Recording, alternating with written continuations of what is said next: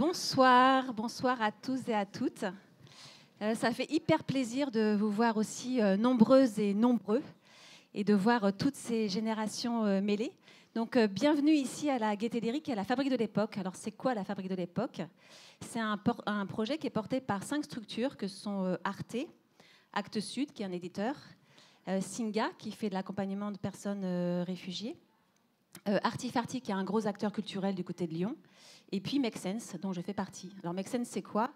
C'est une association en fait qui redonne le pouvoir d'agir. Alors l'idée c'est d'accompagner des entrepreneurs sociaux, des salariés, des citoyens à se mettre en mouvement sur les questions environnementales et sociales. Et qu'est-ce qu'on veut faire à la Fabrique de l'Époque? Eh bien, on veut inventer le futur, et un futur qui nous plaît, un futur où on peut faire société. Et ce qu'on aime bien ici, c'est créer des ponts. Donc on crée des ponts entre le monde de la création et le monde de l'engagement, entre le monde de la culture et le monde de l'écologie. Et on traite de toutes ces thématiques actuelles. Et donc ce soir, on va créer des ponts qui nous sont chers, des ponts entre les générations. Et donc, on a organisé cet événement. Donc, moi, je suis Hélène, voilà, je travaille chez Make Sense. Et on a organisé cet événement avec l'assurance retraite Île-de-France. Et je vais laisser à Elsa le soin de nous raconter. Qu'est-ce que... tout ça, quoi. Je vais vous le raconter sous forme d'histoire rapide. Donc, je suis Elsa Parlant, je suis la directrice de l'action sociale de l'assurance retraite Île-de-France. Alors, vous nous connaissez sans doute en tant que service public de la retraite, les uns et les autres. Et on a aussi un volet très important de notre activité qui est d'accompagner les retraités tout au long de leur vie, et notamment sur la partie dite de l'action sociale, c'est-à-dire mettre en œuvre des actions pour faciliter la vie, le bien vieillir et favoriser une vie dans les meilleures conditions. Donc on a tout un panel d'actions et parmi lesquelles on a des actions d'information et de sensibilisation. Donc vous aurez compris que la rencontre de ce soir rentre dans ce volet-là. On s'était donné avec Make Sense comme objectif d'être sur de l'intergénérationnel et sur des sujets un peu pas de côté. Parce que forcément, on n'attend pas l'assurance retraite sur ces sujets-là. Et on a aimé aller sur une thématique un peu audacieuse au sens où, d'un point de vue sociétal, c'est pas toujours simple à aborder comme sujet, et en tout cas rattaché aussi à la question dite des seniors.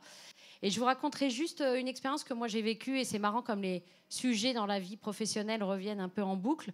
Il y a une dizaine d'années, j'étais directrice de la communication et du mécénat d'une association qui s'appelle l'Union nationale France Alzheimer et maladies apparentées, qui vient en aide aux familles touchées par la maladie d'Alzheimer. Et on avait fait un colloque, il y a plus de 10 ans, sur le thème de sexualité en établissement et relations intimes en établissement.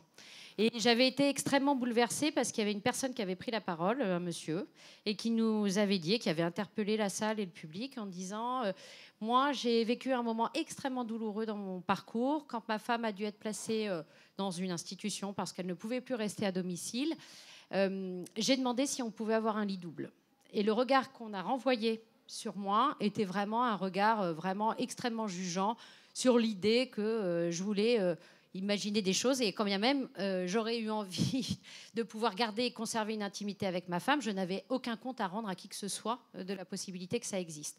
Ça n'a jamais été possible, et lui il expliquait notamment, et j'avais trouvé ce détail extrêmement beau, depuis qu'ils étaient à la retraite, ils avaient l'habitude de faire la sieste ensemble, et qui était un moment très apaisant pour l'un et pour l'autre, et notamment quand sa femme avait développé des premiers signes neurologiques.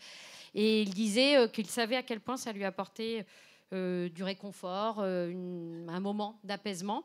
Et j'avais été très marquée par cette histoire parce que je m'étais dit, en fait, on ne crée pas toujours les conditions. Alors là, c'était en institution, mais ça pourrait être dans des tas d'autres circonstances pour faire en sorte que l'intimité du couple ou en dehors du couple soit préservée.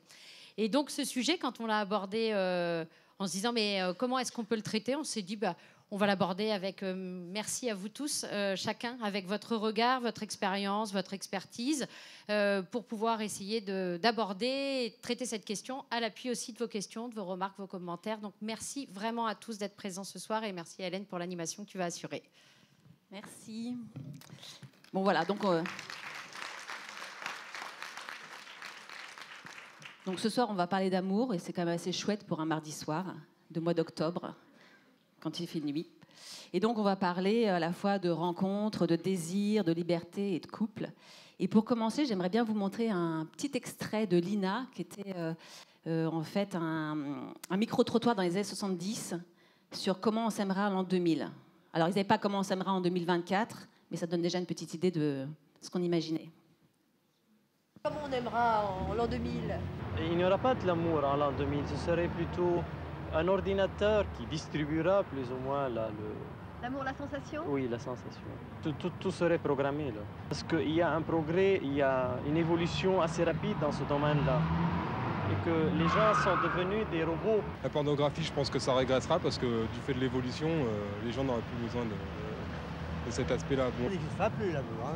Elle n'existera plus. Non. On gâche tout. Tous les sentiments sont gâchés. C'est l'animalité maintenant. On est des simples bipèdes, c'est tout. Vous pensez qu'il y aura une nouvelle loi qui viendra? Oui, c'est ça, pour au cas où le père ne puisse pas claquer la porte et dire salut, c'est pas mon enfant, et je te donne rien, et puis tu te débrouilles. J'espère que ce sera de mieux en mieux, que ce sera l'épanouissement de ce qui démarre en ce moment, c'est-à-dire la liberté. On n'aura pas un seul petit ami, je crois. On en aura beaucoup. La liberté, ça amène quelquefois la révolution. Révolutionner, c'est au sens propre, tout retourner. Et dans l'amour aussi, tout se retourne. Ça amènera aussi que le père jouera le rôle de la mère et la mère jouera le rôle du père, quelquefois. Et que les femmes iront entre elles, les hommes entre eux? Pourquoi pas, si ça leur plaît? Ce que je pense, c'est que l'amour romantique, enfin l'amour, le désir, l'attachement total pour quelqu'un existera toujours. Ça, je crois que c'est une constante de la nature humaine. Voilà, les femmes sont plus optimistes que les hommes, globalement. On va commencer par les présentations. Et ce que je vous propose chacune et chacun, c'est de vous présenter ce que vous faites et dire pourquoi vous avez accepté cette invitation un mardi soir pour parler d'amour à la Gaîté Lyrique. Qui commence? Allez. Bien, bonsoir à toutes et tous. Alors moi, je suis Joëlle Mignot. Je suis psychologue clinicienne et sexologue et je reçois des patients dans mon cabinet. C'est ma première casquette. J'ai plusieurs casquettes, vous allez voir. Mais c'est une casquette très importante parce que, évidemment, dans le colloque singulier, c'est-à-dire dans la rencontre, je vois des personnes de tous âges. Je ne m'occupe pas d'enfants ni d'ados, mais à partir du jeune adulte jusqu'à... je ne vous dis pas l'âge parce que j'ai eu des personnes aussi très, très, très âgées, des couples aussi qui viennent me consulter à tous les âges. Par ailleurs, je dirige l'enseignement de sexologie de l'université Paris-Cité depuis des années, donc j'ai formé beaucoup de sexologues. Et j'ai aussi une activité d'engagement à l'UNESCO, puisque je suis titulaire d'une chaire qui s'appelle la chaire Santé sexuelle et droits humains.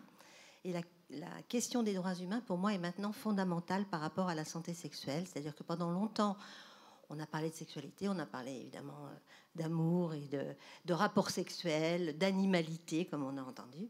Mais la question des droits humains était laissée un peu de côté. Et je crois que là, aujourd'hui, la question du consentement, la question du droit à la sexualité à tous les âges, et on va en parler ce soir, eh bien, fait partie vraiment de cette dimension des droits humains que nous devons faire respecter. Donc j'ai intégré à ma pratique clinique, c'est-à-dire dans ma pratique quotidienne, cette question des droits humains. Et puis évidemment, je suis engagée aussi sur le plan international, sur toutes les questions d'éducation à la sexualité et de lien avec le soin. Un point aussi intéressant, c'est que pour moi, la santé sexuelle fait partie de la santé globale. C'est pas dissocié de la santé globale. Quand on envisage sa sexualité, eh bien, on l'envisage aussi eh bien, dans sa vie, évidemment, dans son environnement, dans ses liens avec les autres, mais aussi dans un environnement écologique. Donc c'est tout un processus nouveau qui est en train de se mettre en route par rapport à la sexualité. Et pourquoi tu as accepté de venir? Parce que c'est Céline qui m'a demandé déjà. Donc j'avais envie, voilà. Et puis j'ai l'habitude de participer à des moments de partage. Et puis c'est toujours bien aussi de pouvoir justement avoir des échos du grand public, parce que finalement c'est ça qui va être là ce soir. Hein. C'est qu'on va partager des moments et vous allez aussi nous apporter beaucoup. Donc j'attends beaucoup de ce soir. Merci. Voilà. C'est à moi. Alors, bonsoir, je m'appelle Caroline Ida, j'ai 64 ans et moi je me suis réinventé une vie il y a 7 ans. Voilà, je suis arrivée sur les réseaux sociaux à 57 ans et je me suis sur Instagram notamment, pour ne pas le citer, et je me suis aperçue très rapidement que la femme, à partir de 50 ans, devenait complètement invisible. C'est comme si elle était périmée. Vous voyez, les yaourts, quand ils sont périmés, ben moi, j'ai eu l'impression que la femme, c'était la même chose. Alors que les hommes, messieurs, vous avez eu la chance d'exister encore. Donc, pour moi, c'est devenu un engagement, c'est devenu mon combat pour essayer de changer les choses par rapport à ça et de casser tous les tabous que l'on peut avoir, justement, en parlant des femmes de plus de 50 ans qui disparaissent dans les médias actuels. Et pourquoi j'ai accepté de venir là ce soir? Parce que, voilà, l'amour toujours, on adore ça. Et en plus, ça va complètement dans mon combat, puisque l'amour pour les femmes de plus de 50 ans, comme elles n'existent plus, on aurait l'impression qu'elles n'ont plus de sexualité. Ce qui est loin d'être vrai, et je dirais heureusement. Voilà pourquoi je suis là ce soir.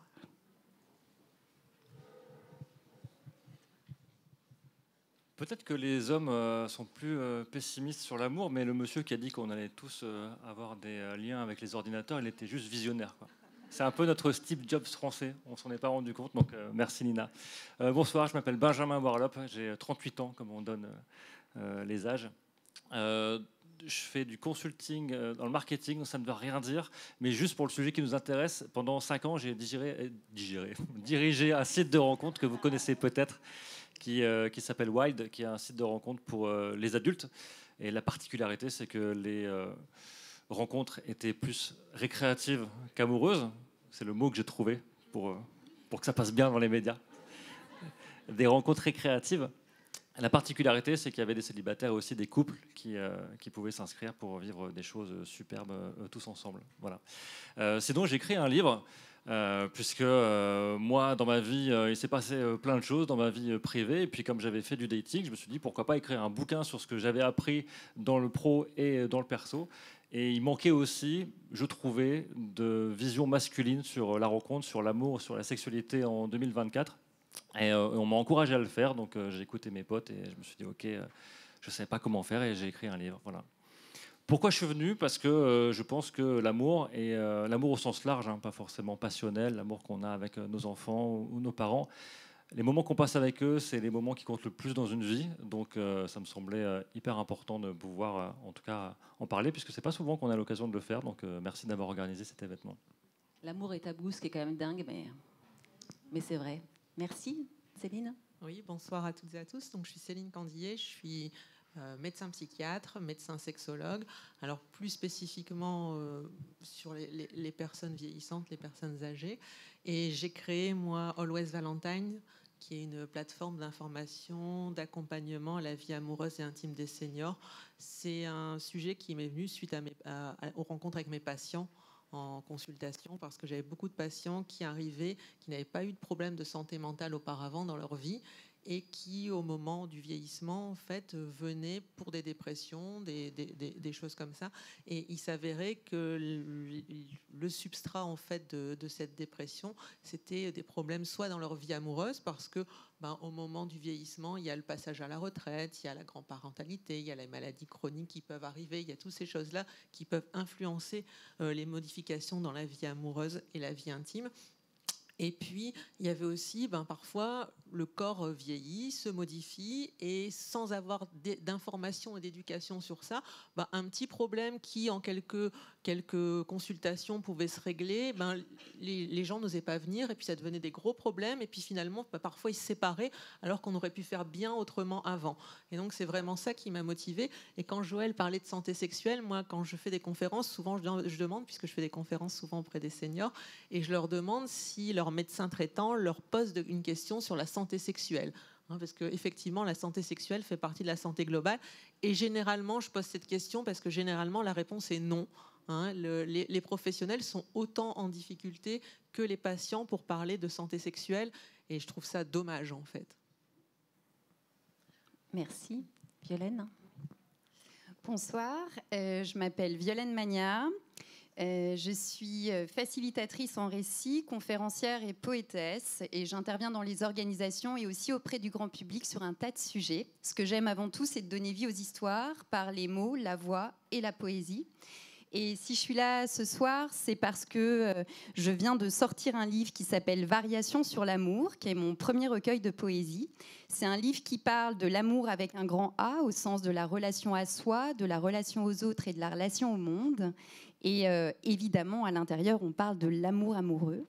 Et pourquoi je suis là? Parce qu'à un moment donné, il y a à peine quelques jours, Hélène m'a dit: et si tu venais faire des interludes poétiques pour ponctuer avec quelques extraits de ton livre cette rencontre?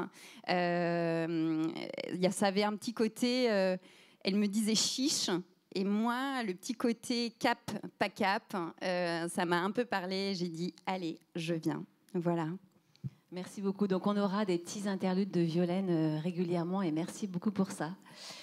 Pour savoir un petit peu qui vous êtes dans la salle, on a prévu ce qu'on appelle un brise-glace chez Make Sense.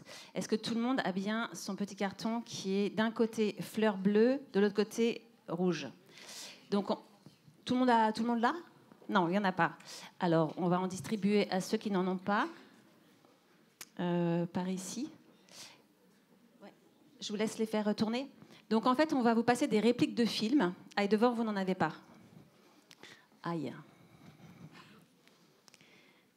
Et donc, si la réplique, en fait, vous parle, parce que pour vous, c'est une bonne définition de l'amour, vous mettez votre carton côté fleur bleue, donc vers nous, pour qu'on puisse voir. Si, au contraire, vous vous dites « Ah non, mais ça, c'est pas possible », on ne peut plus entendre ça, vous mettez carton rouge. OK? C'est bon pour tout le monde? Et sinon, est-ce que tout le monde entend bien? Est-ce que derrière, ça va? Ouais, OK. Nickel. Alors, c'est parti. Paloma. Alors, la plupart des gens disent qu'on a besoin d'amour pour vivre. En fait, on a surtout besoin d'oxygène. Dr House. Est-ce que vous êtes d'accord avec ça? Si vous êtes d'accord, c'est bleu. Si vous n'êtes pas d'accord, c'est rouge. C'est assez mitigé. Et vous, ça donne quoi, chers intervenants? Ah, on ne sait pas. C'est pragmatique. Ni l'un ni l'autre. Eh ben, on fait. Il faut voter. Hein, c'est comme ça. Il faut se prononcer ce soir. Voilà. Ok. Deuxième question. Chaque personne qu'on s'autorise à aimer est une personne qu'on s'autorise à perdre. Grey's Anatomy. Ah, c'est bien. Ouais. Il y a beaucoup de bleu là. Quelques petits cartons rouges par ici, on y reviendra. La suivante. L'amour n'est pas un sentiment, c'est un talent. Coup de foudre à Rhode Island.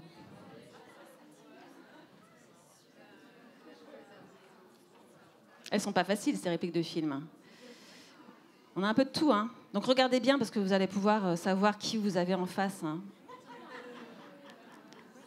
Allez, on enchaîne. L'amour est un champ de bataille. 30 ans sinon rien. Ok, on est plutôt d'accord avec ça. Donc, c'est pas non plus un exercice complètement évident. C'est pas un long fleuve sans fil. Parfois, le seul moyen d'attraper une femme insaisissable est de lui offrir une bague de fiançailles. Alors là, il y a du... Ok. C'est clairement rouge. Hein. De toutes les générations. Hein. Ok. Qui est fiancé ici? Ok, personne ne se mouille. Très bien. À quoi reconnaît-on que l'on est amoureux? C'est très simple, on est amoureux quand on commence à agir contre son intérêt. Truffaut, l'amour en fuite.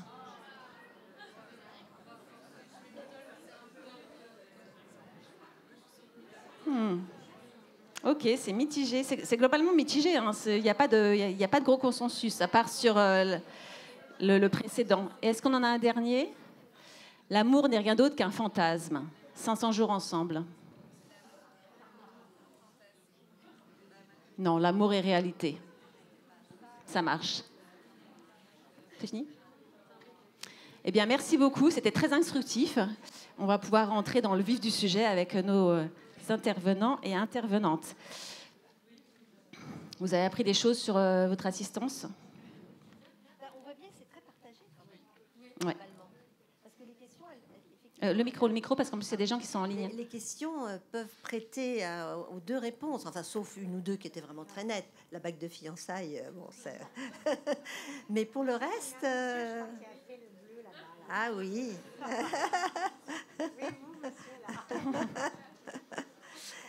Mais c'est vrai que les questions étaient un peu paradoxales toutes, donc voilà, c'est pas si facile. Intéressant. Alors, on va parler rencontre, alors fiançailles ou pas, et peut-être partir sur une première question qui est comment est-ce qu'on se rencontrait hier? Donc hier, on va considérer que c'était il y a plus de 20 ans, ok? Et puis après, on verra sur comment est-ce qu'on se rencontre aujourd'hui. Et est-ce que c'était quoi les techniques d'approche jadis, comme diraient mes enfants, ce qui veut dire très très loin. Voilà. Est-ce que les personnes qui ont connu ça il y a plus de 20 ans peuvent, je pourrais témoigner, mais je suis pas là pour ça, peuvent nous dire, je sais pas, Caroline, Joël ou Céline, ce que vous avez de disqualifié pour ce. Non, je pense qu'il y a une vingtaine d'années, c'était quand même... Même 30, hein, ouais. Alors, on va dire combien? 30? Bah, dans notre trentaine. Quand tu avais 20 ans. Quand j'avais 20 ans, alors c'était encore plus de 30 ans. Alors. Non, c'était beaucoup plus... Je pense que c'était beaucoup plus facile. Enfin, moi, je parle de mon expérience, que les endroits où j'allais, les gens se parlaient beaucoup plus facilement. Déjà, il n'y avait pas ce petit truc-là, en fait, qui nous coupe un peu des gens. Et donc, ça permettait d'avoir un contact, pour moi, plus vrai. Voilà. Et moi, je sortais, je rencontrais tout facilement. Aujourd'hui, en fait, j'ai ça maintenant. Il y a les sites de rencontres, mais je trouve que en tout cas les femmes de ma génération, c'est beaucoup plus compliqué, même à travers les sites de rencontres. Parce que alors 50 ans, c'est une étape, mais plus de 60 ans, c'est une deuxième étape. En plus, avec les cheveux blancs, alors c'est une troisième étape. Donc j'ai l'impression qu'on intéresse, mais plus du tout la jante masculine. Si on est bien sûr hétéro, hein, après il y a d'autres choix. Mais donc c'est très compliqué. Et moi qui parle avec beaucoup de femmes, notamment de plus de 50 ans, mais aussi des jeunes à travers les réseaux sociaux, je m'aperçois qu'en fait elles se sont déconnectées aussi de leur propre image, puisqu'elles ne se voient plus à travers les médias. Donc, du coup, elle ne se voit plus dans un miroir. Je pense que c'est important aussi de garder cette image et de se regarder dans le miroir, toujours le matin, par exemple, avec bienveillance, de se faire un sourire. Ce sera peut-être le premier sourire de la journée, mais en tout cas, ça sera vous qui vous le serez adressé à vous-même. Et ça, il n'y a rien de plus important. Et dans la rencontre, c'est pareil. Vous prenez les transports en commun. Moi, je les prends beaucoup et je m'aperçois que vraiment, il n'y a plus du tout de communication. Il n'y a même pas d'interaction. Puisqu'on est toutes, et moi je suis vraiment bien placée pour en parler, on est tous comme ça, la tête baissée sur notre écran.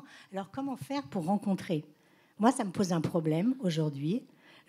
Pour rentrer dans une certaine intimité, voilà, ça fait 4 ans que je n'ai rencontré personne, que je n'ai eu aucune sexualité. Voilà, donc c'est un petit peu triste, je dirais, à 64 ans, de s'apercevoir de ça. Alors, est-ce que c'est parce que je me suis coupée de ça? Peut-être aussi. Je demanderai un avis à notre sexologue à côté. Je vous laisse répondre. C'est entre nous, en fait. Hein, c'est une consultation très privée. Alors, il y a plusieurs choses, mais peut-être, je ne sais pas si tu souhaites que je réponde à tes questions personnelles. Mais, alors, moi, je dirais plutôt que la rencontre, c'est quelque chose d'assez mystérieux, que c'est pas seulement conscient, alors ça c'est la psy qui parle, mais que c'est aussi quelque chose d'inconscient, et que alors par exemple, si on parle des sites de rencontre, finalement c'est un média qui dure quelques minutes, on zappe, on rencontre éventuellement pour un café, puis après c'est toute cette dimension inconsciente qui se joue dans la vraie rencontre, puisqu'à un moment donné, en principe, on rencontre assez vite la personne en vrai. Donc, c'est là où ça se joue. Donc, le site de rencontre n'est pour moi qu'une espèce de média possible qui donne évidemment un champ très, très ouvert, puisqu'il y a beaucoup, beaucoup de gens sur les sites de rencontre et que ça permet de rencontrer beaucoup de personnes. Mais que le mystère de la rencontre, il est ailleurs. Il n'est pas seulement dans le site de rencontre, il est aussi dans ce qui se passe entre deux êtres à un moment donné. Ça colle ou ça colle pas. Et c'est la même chose si on rencontre quelqu'un dans un bar ou dans le boulot ou ailleurs. Enfin, voilà, je crois que c'est juste un média, le site de rencontre. Mais la vraie rencontre, elle est elle est vraiment dans la profondeur des êtres. Ça nous échappe. On a l'impression que c'est parce qu'il a de beaux yeux, parce qu'il est grand, parce qu'il est brun, parce qu'il est blond, parce qu'elle est jolie, voilà, etc., etc. On peut le dire dans tous les sens, ça. Mais c'est pas ça la vraie rencontre. La vraie rencontre, elle est complètement ailleurs. Elle est aussi dans ce qu'on se dit, dans les mots qu'on utilise, dans la voix, dans la façon de se comporter. Et le tomber amoureux, c'est encore évidemment une autre étape. Mais déjà, dans la capacité de se rencontrer profondément, je crois qu'il y a quelque chose de mystérieux. Et ça, il faut l'accepter. Alors, on est dans une société où, évidemment, tout doit être assez facile. J'en ai bien conscience. Mais je crois que c'est important aussi de remettre les choses ce qui veut dire que ça ne change pas. Enfin, que cette alchimie, finalement, elle traverse le temps. Alors, je pense que dans le fond, la rencontre, enfin, le mécanisme de la rencontre ne change pas. Ce sont les façons de rencontrer qui changent, ça c'est sûr. Mais après, le fond même de la rencontre, effectivement, est toujours lié à des éléments qui nous échappent, qui sont liés aussi à notre histoire. On ne rencontre pas n'importe qui, vous le savez très bien. Pour ceux qui sont un peu plus âgés ici, si vous avez eu plusieurs vies, ben vous savez bien que les personnes que vous avez rencontrées, avec qui vous avez fait des bouts de chemin, ou ceux ou celles qui vous ont emporté dans une passion, par exemple, ça a à voir avec votre propre histoire. Hein. Donc, voilà, donc je crois que ça ramène aussi quand même à quelque chose de plus profond et de plus mystérieux. Benjamin, tu voulais intervenir? Oui, sur la rencontre, puisque j'ai quand même bien potassé le sujet. Si on regarde les enquêtes démographiques à travers le temps, avant, on se rencontrait pour 30%. Quand je dis avant, c'est jadis. Hein, donc il y a plus de 20 ans. Les dinosaures. Ouais, parce que moi, 20 ans, c'était pas jadis. Clairement pas. Donc plutôt, on va se dire, années 80-90, on se rencontrait pour un tiers au boulot ou dans les lieux privés, en soirée, chez des potes, etc. La rencontre en ligne a privatisé ce concept de rencontre. Ce qui s'est passé, c'est qu'à partir des milieux des années 90, Match Group est arrivé, Internet s'est démocratisé. Moi, je ne suis pas digital native, mais quasiment presque. Hein. J'étais adolescent, je téléchargeais sur Casa, Emule, et puis voilà, j'étais baigné sur Internet. Et la Gen Z est née avec un téléphone quasiment dans la main. Donc il y a eu deux grandes parties dans la rencontre en ligne. La première, c'était des sites généralistes. Donc déjà, on a eu un début de privatisation de la rencontre et les conséquences qu'il y a eu après, c'est-à-dire que on rencontrait plus des gens par sérendipité dans la rue ou auprès de nos amis. On remplissait des critères sur un site et on nous affichait des personnes qui correspondaient à ces critères. Donc c'est déjà une première étape.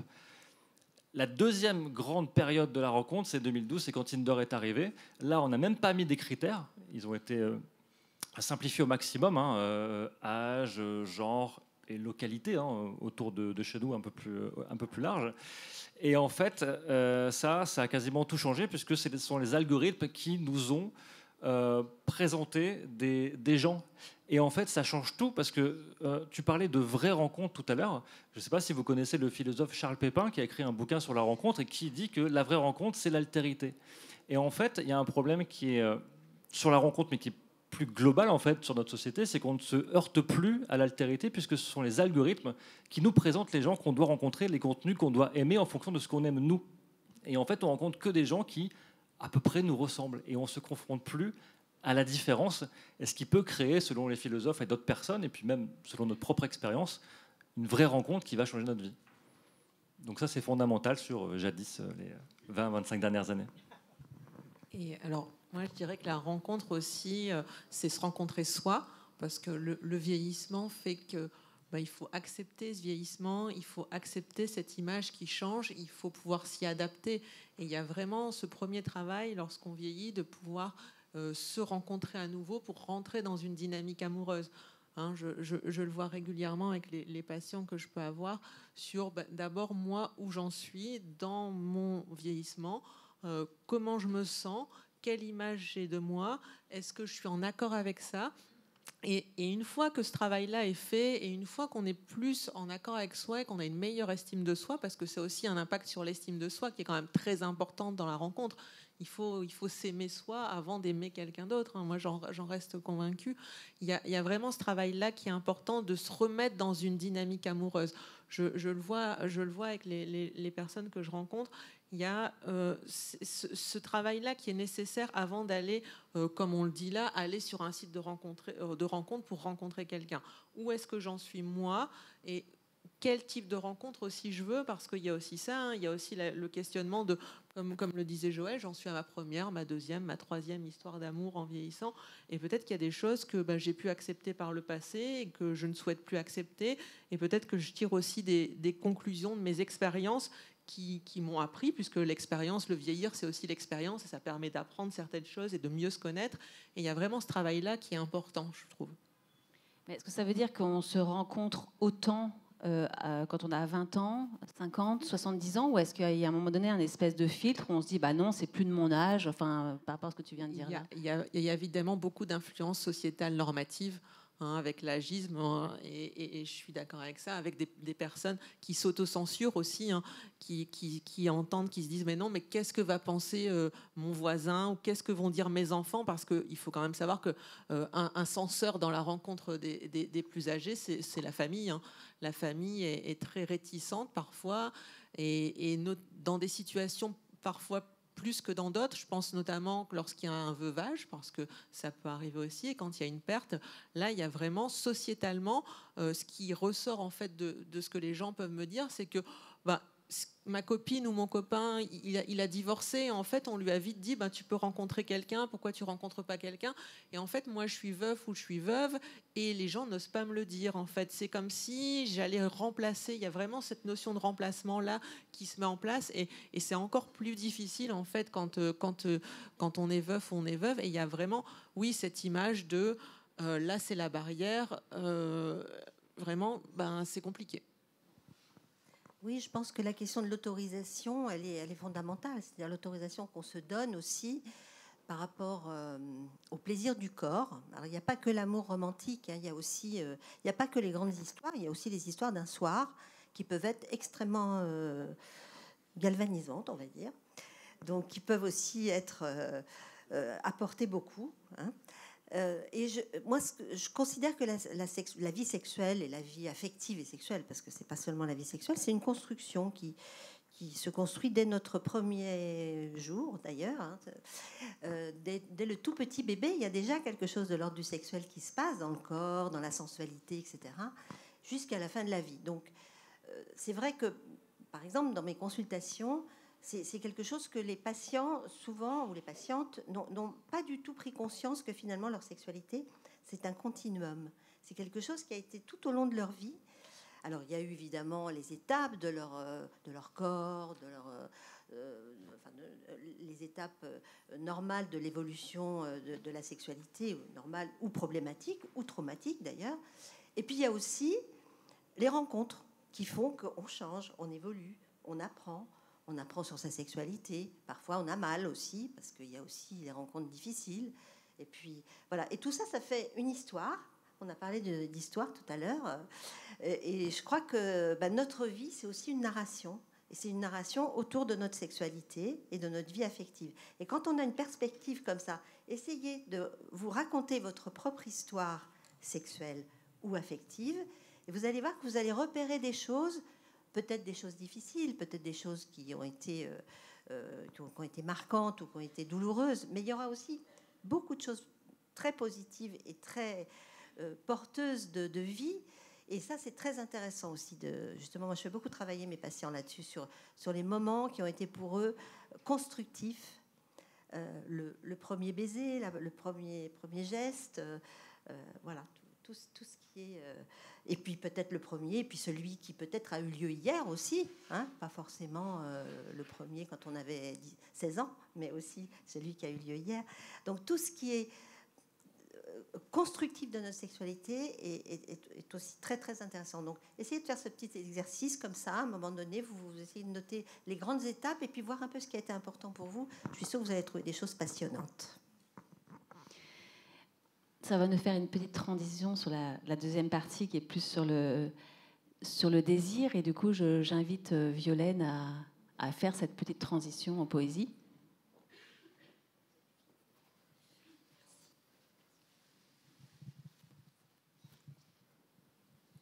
J'ai choisi 2 textes pour introduire cette partie-là.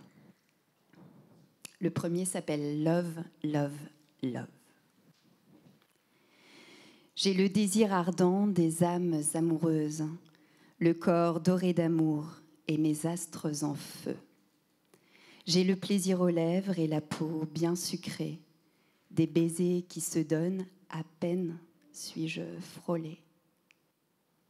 J'ai le désir ardent des corps ensoleillés qui mêlent l'eau et le vent dans des danses salées. J'ai le cœur qui déborde de caresses silencieuses, d'imaginaires sans fin au sommet de nos rires, de jour comme de nuit.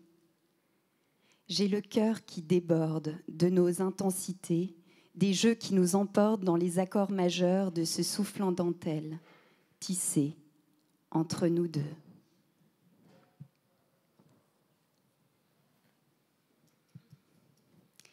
Le deuxième texte que j'ai choisi s'appelle « Notre océan ».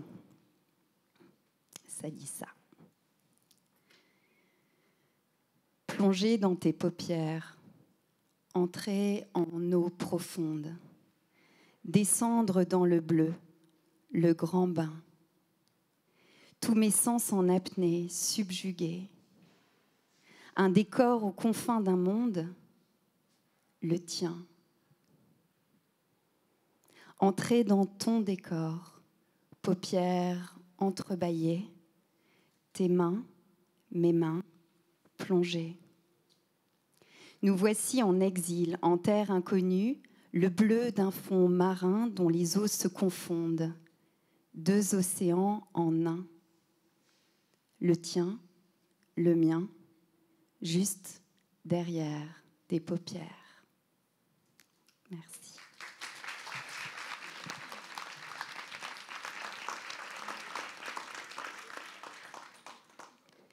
Alors, on va parler désir et on va parler désir, peut-être des dates de péremption, parce que c'est comme ça que tu vas commencer à te présenter, Caroline. Et justement, je veux savoir un peu c'est quoi l'évolution du désir. Est-ce qu'on désire de la même manière à 20 ans, 50 ans, plus tard? Et est-ce qu'à un moment donné, en fait, il n'y a plus de désir et c'est comme ça, quoi?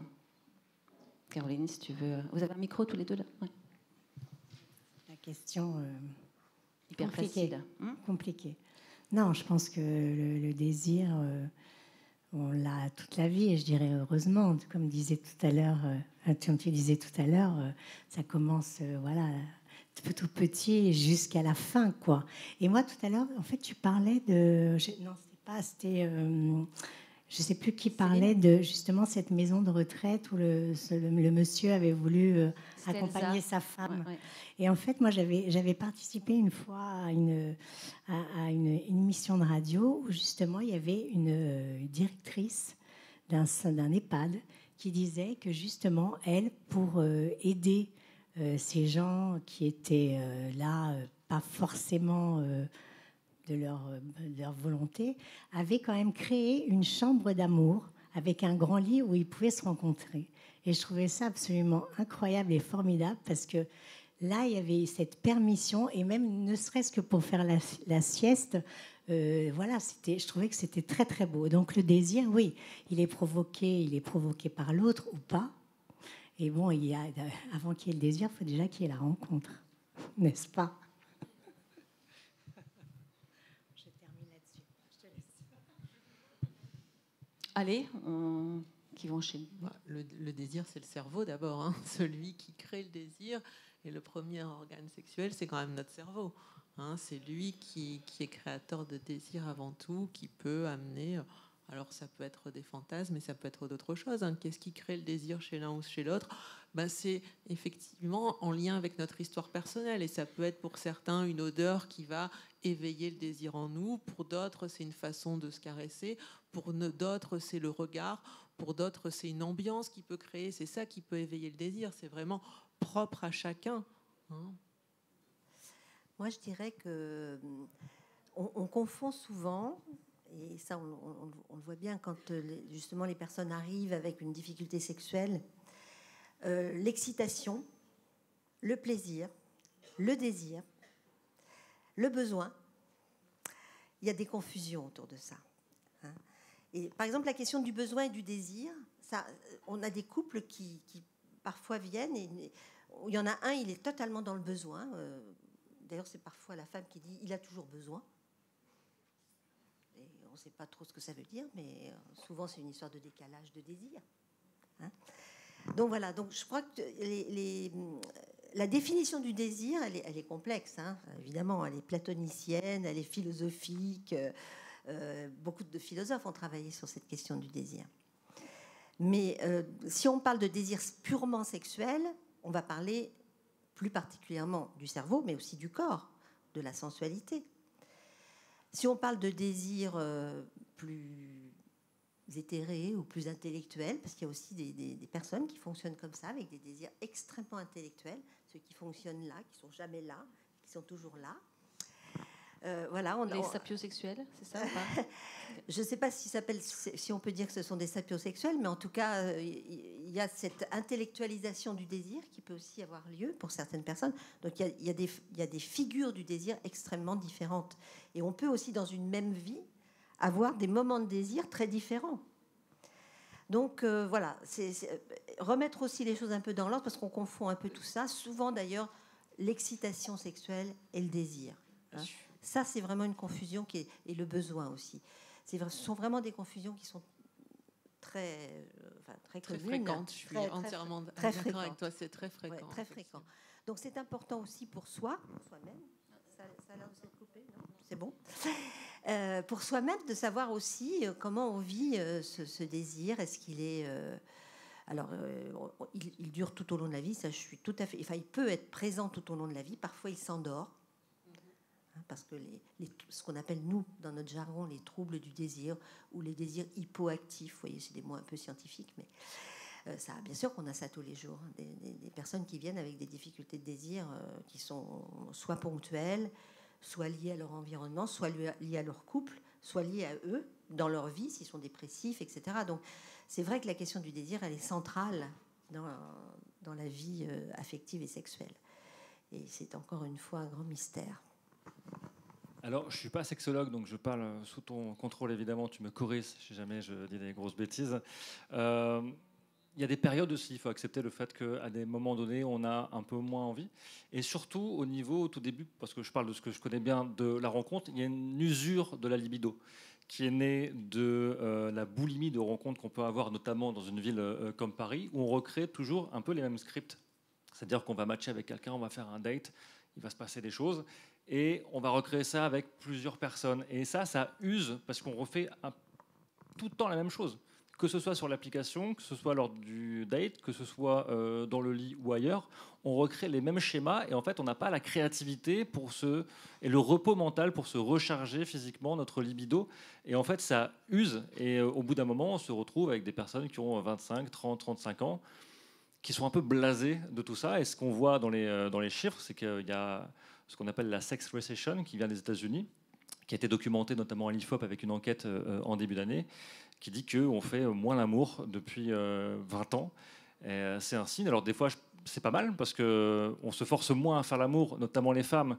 Donc il y a un changement aussi avec la libération de la parole qui est très positif. Et il y a aussi, ce que je disais, le côté usure, fatigue, qui fait qu'on va préférer regarder Netflix que faire des trucs. Alors, la question de la répétition... On va prendre les questions juste après, si ça vous va.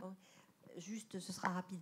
La question de la répétition, elle est centrale, parce qu'effectivement, elle peut avoir cette figure, mais elle peut aussi, dans certains couples, être un moyen de faire durer le couple. C'est-à-dire le fait qu'il y ait une répétition de la sexualité avec des habitudes qui ont été prises, une sécurité dans la sexualité, qui fait que, si c'est un couple où affectivement les choses sont installées, eh bien, il y a des couples comme ça qui durent toute leur vie, en ayant une sexualité répétitive, pas forcément très créative, mais voilà, qui leur convient. Donc, il y a aussi quelque chose... Alors moi, je ne défends pas spécialement la répétition, hein, c'est pas ça, mais il peut y avoir aussi quelque chose dans la répétition de positif pour certains couples. Donc, il faut éviter les généralisations, parce qu'il y a plein de modèles, hein, bien entendu. Donc voilà, je voulais juste rebondir là-dessus. Juste, pardon. Juste un petit mot sur la concurrence. Donc, il y a la concurrence des écrans qui fait que bon, on va préférer regarder Arsène Lupin ou autre chose. Ou Breaking Bad, ceux qui n'ont pas vu Breaking Bad. Bon, ça fait 15 ans que c'est sorti, hein, mais c'est vachement bien. J'ai découvert ça il y a 6 mois. Ouais, merci. Il y a aussi la concurrence des sextoys, et notamment féminins. Je me suis fait une réflexion en me disant, est-ce que finalement le womanizer, c'est vraiment quelque chose de super ? Le womanizer, je sais que c'est vachement bien, et c'est le problème, c'est peut-être que c'est trop bien, que parfois on va préférer se mettre ça 1 minute, et c'est orgasme garanti en général, que de faire l'effort avec le partenaire, de le motiver, de trucs. Moi, je vais poser une question. Justement, tu parles de womanizer, c'est intéressant. Qui connaît le womanizer ici? Ah ben, c'est pas la majorité. Et c'est plutôt des jeunes, parce que je vois pas d'ici ou pas. Non? Il y a des vieilles aussi. Donc, on est 2 alors. Non, mais c'est vrai que c'était pour savoir quand même, pour faire un petit sondage dans la... Juste pour dire, au marketing parfait, womanizer en anglais, ça veut dire coureur de jupons. Je trouve que c'est un nom formidable pour un sextoy. Alors, si on essaie de balayer le temps, les années 70, révolution sexuelle, MeToo qui arrive dans les années 2010, est-ce que ça a changé la sexualité aujourd'hui? Enfin, est-ce qu'il y a eu une espèce de grande ouverture et puis plus de refermeture aujourd'hui? Enfin, est-ce que c'est libérateur? Ça apporte quoi? MeToo? Non, enfin, MeToo, je ne remets pas du tout en cause le MeToo. Alors, voilà. Mais est-ce que du coup, est-ce que ça change? Et peut-être c'est intéressant d'avoir le regard homme-femme sur ce sujet, quoi. Je crois que MeToo a apporté une chose fondamentale, c'est la question du consentement et de la prise de conscience que les femmes, en particulier, bien sûr, pouvaient dire oui ou dire non. Tout simplement. Alors, on pourrait se dire qu'avant, elle pouvait se dire oui ou non, mais c'était absolument pas aussi déployé dans la société, etc., etc. Et puis la jeune génération, je pense, elles sont là, elles vont peut-être nous le dire, mais je crois qu'elles sont très sensibles à ça, au fait de pouvoir être dans l'acceptation d'une sexualité, de relation ou pas. Et ça, c'est quand même fondamental, cette question du consentement. Parce que nous, on a été la génération de la libération sexuelle, c'est sûr. Et on peut même, en vieillissant, conserver cette idée d'être libre sexuellement. Ça, il y a des femmes aujourd'hui âgées, enfin, qui sont dans l'âge, on va dire. C'est joli de dire comme ça, qui sont dans l'âge. Ouais. Et qui gardent cette liberté-là. Mais on peut aussi se dire que cette libération, est-ce qu'elle n'était pas aussi, dans un certain sens, pour aller uniquement dans le sens des hommes? On peut se poser cette question-là. Alors, je n'ai pas la réponse, mais je trouve que c'est une vraie question, ça. Et aujourd'hui, la jeune génération se pose cette question-là. Et je crois que les jeunes femmes, elles sont... et puis les hommes aussi, parce que je crois qu'on a beaucoup à faire pour l'éducation des garçons. Moi, j'y crois beaucoup. Je pense que les garçons ont besoin... on a beaucoup à travailler là-dessus. Voilà. Donc, vous pouvez lever des fleurs bleues, des cartons rouges. Enfin, ça pourrait être une forme d'animation. Deux petites réflexions. L'une sur la libération sexuelle. Alors, certes, il y a eu de la libération sexuelle, mais il n'y a pas eu d'éducation sexuelle derrière. Je pense qu'en fait, il y a eu un grand champ libre qui est resté ouvert. Et en fait, c'est le capitalisme qui s'y introduit avec les films pornographiques. Et on a le modèle masculin qui est arrivé, qui a dit la sexualité, c'est comme ça, c'est des préliminaires, c'est du plaisir, c'est un orgasme, et ça s'arrête. Et c'est la femme qui doit faire plaisir à l'homme. On a eu quand même beaucoup ça. Alors certes, MeToo est arrivé aussi, et je suis d'accord sur la question du consentement.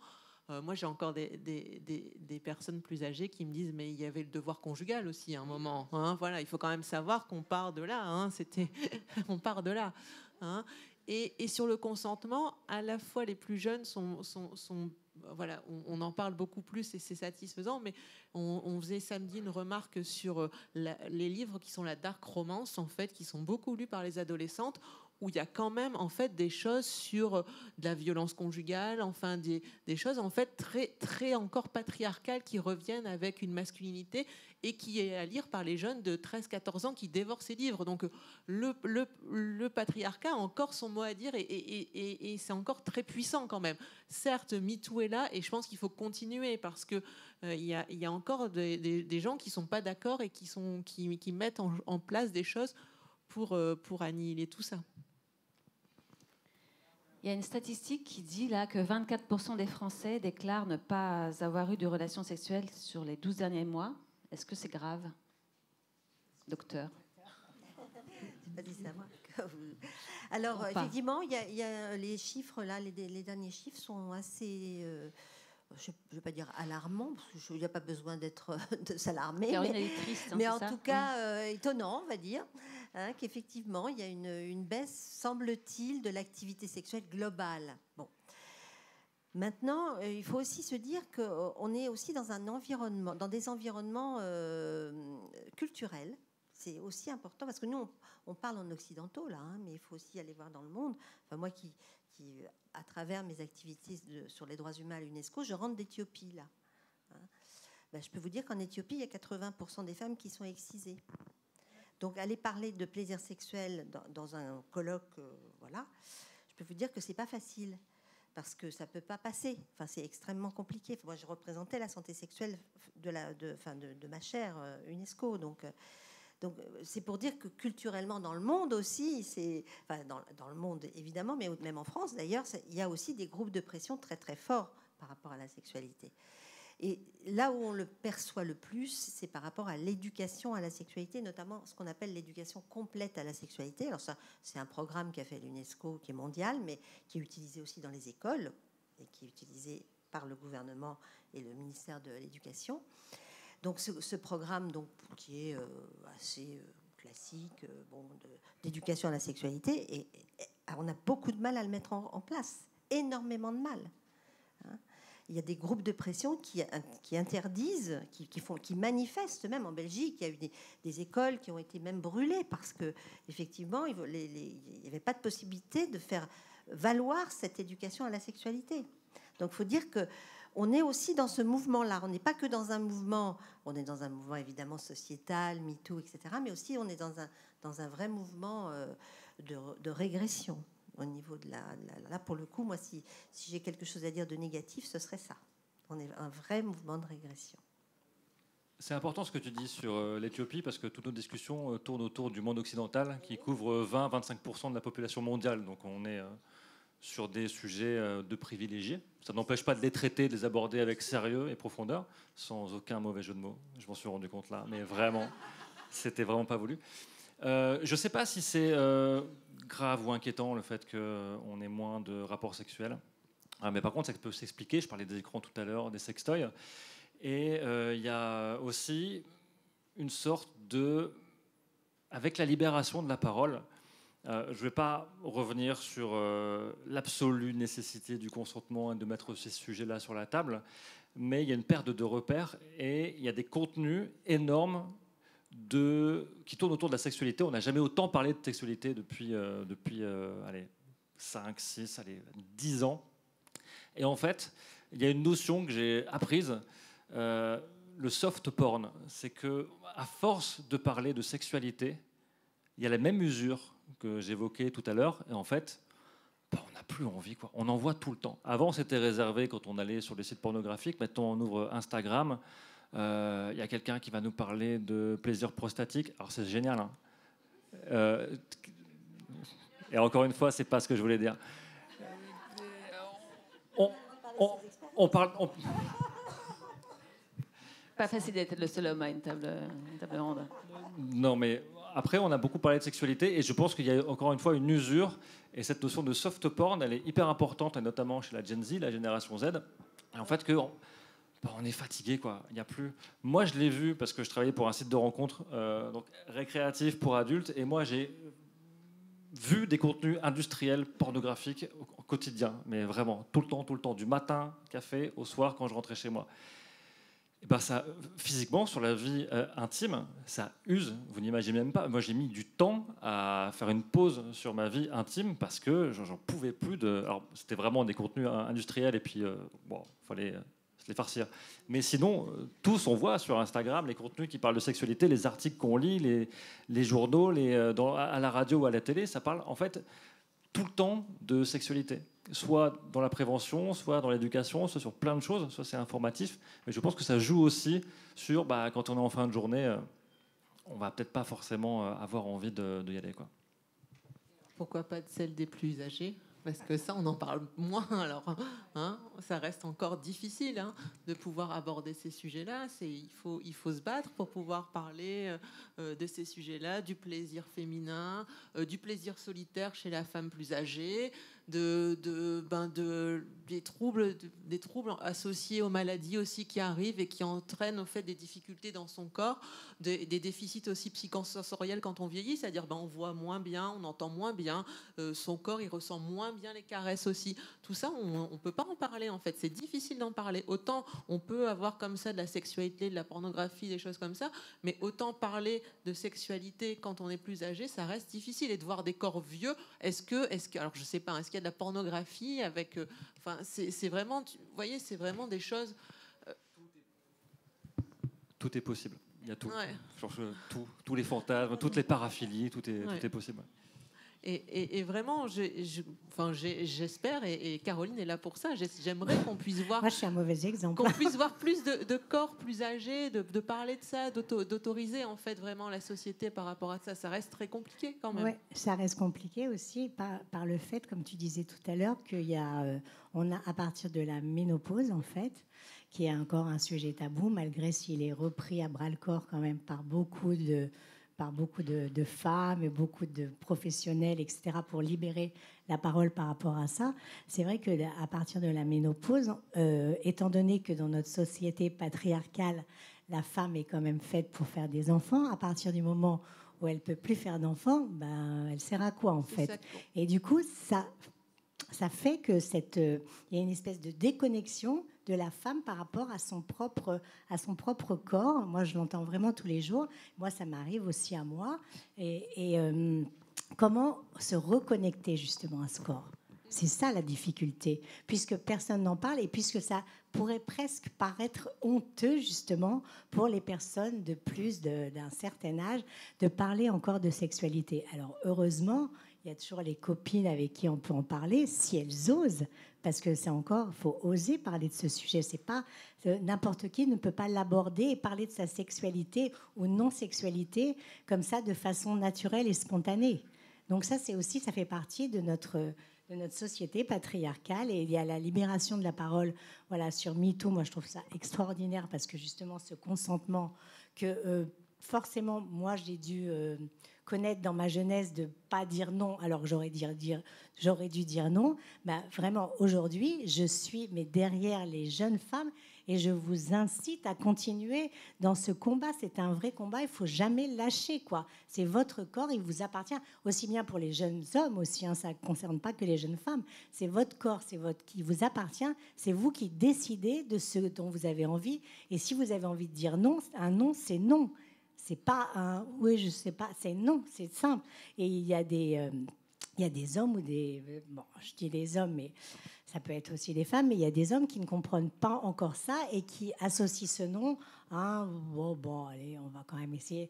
Non, donc voilà, la révolution MeToo, pour moi, elle a été très importante par rapport à ça et pour les jeunes femmes. Moi, je suis maman, et j'ai une fille donc, qui a 30 ans et je suis contente qu'il y ait ça et j'espère qu'elle prendra le flambeau, qu'elle prendra le relais pour continuer à faire la révolution, quoi.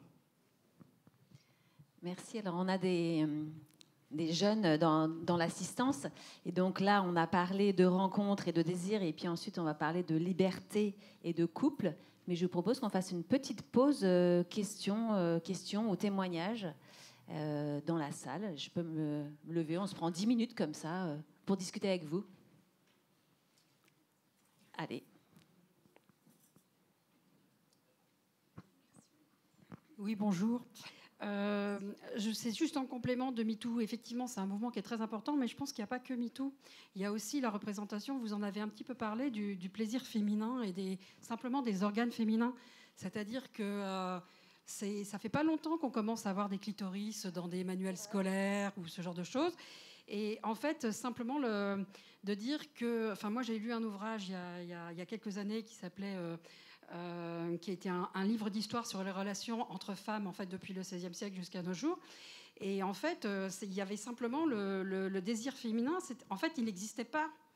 Il y a quelques décennies, il n'était pas du tout pris en compte. C'est-à-dire que... Et d'ailleurs, les relations homosexuelles entre femmes, ce n'était pas de la sexualité, puisqu'en fait, il n'y avait pas, entre guillemets, la pénétration, etc.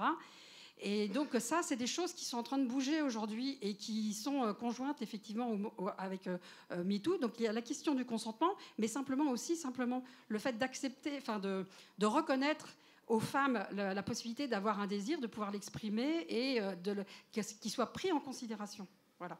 Et pour le numérique, il y a comme on disait, il y avait je vais peut-être me lever, on disait que les écrans, mais ça a aussi permis justement de pouvoir se renseigner, s'informer sur des choses où on n'avait pas accès.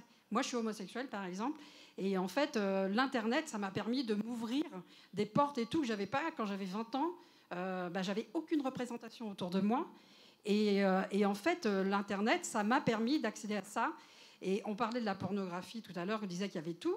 Mais effectivement, si j'avais assisté à un atelier comme ça de pornographie, dans un contexte militant, et en fait, c'était très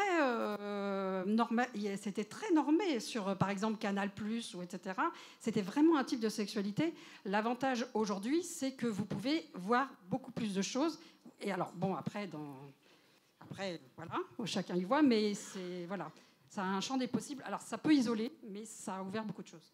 Je suis d'accord avec vous sur la représentation de la sphère génitale chez la femme, parce que moi, quand je dis aux patientes qu'il faut prendre soin de sa sphère génitale, il y en a beaucoup qui me regardent et disent « Ah bon, comment on fait ?» C'est pas si évident que ça, hein, en fait. Hein, c'est vraiment... Et je leur dis « Oui, c'est votre corps comme le reste de votre corps, et vous devez en prendre soin comme le reste de votre corps. » Bien sûr. Moi, je trouve ça très intéressant, votre intervention, parce que on a évidemment tendance à diaboliser la pornographie. Alors, elle peut avoir des effets extrêmement négatifs, hein. Des addictions, un formatage de la sexualité, etc. Mais il y a un côté, effectivement, et ça c'est toujours bien de voir aussi l'envers du décor, d'une certaine façon, éducationnel, enfin éducatif, on pourrait dire. Alors après, bon, c'est vrai que quand un enfant de 7 ans se retrouve devant de la pornographie et qu'il ne l'a pas demandé, on sait aussi que il y a des nuisances graves éventuelles pour sa sexualité future, etc. Mais c'est vrai que ce côté-là, c'est courageux d'en parler parce qu'on n'en parle pas beaucoup. On est souvent dans la bien-pensance, hein, il faut quand même le dire, par rapport à la sexualité, quel que soit le côté qu'on regarde d'ailleurs. Et c'est intéressant de pouvoir aussi toujours... avoir un regard critique. Bonjour, je voulais vous remercier tous. Je pense que la sexualité, c'est comme le reste, ça s'apprend. Et on peut, tout au long de sa vie, apprendre, se renseigner. Et le plaisir peut devenir de plus en plus important, différent. Choisir les bonnes personnes. Quand ça ne s'est pas bien passé, on réessaye autrement. Mais je trouvais qu'on pouvait parler du plaisir d'apprendre au fur et à mesure de la vie avec des gens comme vous, hein. Mais bon, aussi avec d'autres amis, avec des gens, avec d'autres partenaires. C'est important, ça fait du bien, on en a besoin. Chacun a un rythme différent avec des choses et on peut le voir très positivement et je crois que ça, c'est aussi important. Très juste, on peut le voir comme un voyage aussi. Un voyage, une expérience, une aventure. Enfin, considérer sa sexualité autrement que... finalement dans des pratiques ou dans des positions ou même des histoires d'amour, mais vraiment comme un voyage tout au long de la vie. Je voulais poser une question tout à l'heure. Vous parliez du désir, alors j'avais envie de dire oui, et si on parlait de l'objet du désir, parce que le désir s'applique à un objet, comme on peut dire, et l'objet du désir, je crois que la façon dont on regarde l'objet du désir peut faire qu'on y va ou qu'on n'y va pas, parce qu'on a une grille de lecture, et on projette aussi certainement, pas forcément un idéal, mais un certain nombre de choses auxquelles on pourrait tenir ou qui nous ont ou auraient attirés, et si elles ne sont pas là, on n'y va pas forcément. Alors la question suivante, enfin c'est toujours autour de l'objet du désir, c'est effectivement notre éducation, notre vécu, notre environnement nous a certainement mis plein de freins dans la tête.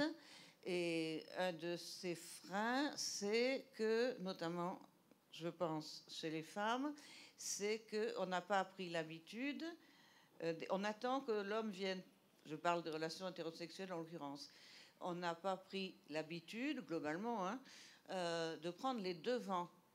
Et on se fait une auto-censure. On est gêné. On se dit, si je fais les devants, d'abord, je peux me prendre un râteau, mais enfin, c'est pas le plus grave. Je vais être mal vue et ça va être définitivement compromis, par exemple. Donc, je voudrais qu'on parle aussi de ces questions, de l'objet du désir et de son approche. Peut-être répondre, je ne vais pas trop emboliser la parole, mais l'objet du désir, il a fait d'ailleurs donner l'occasion de films, hein. Il y a un film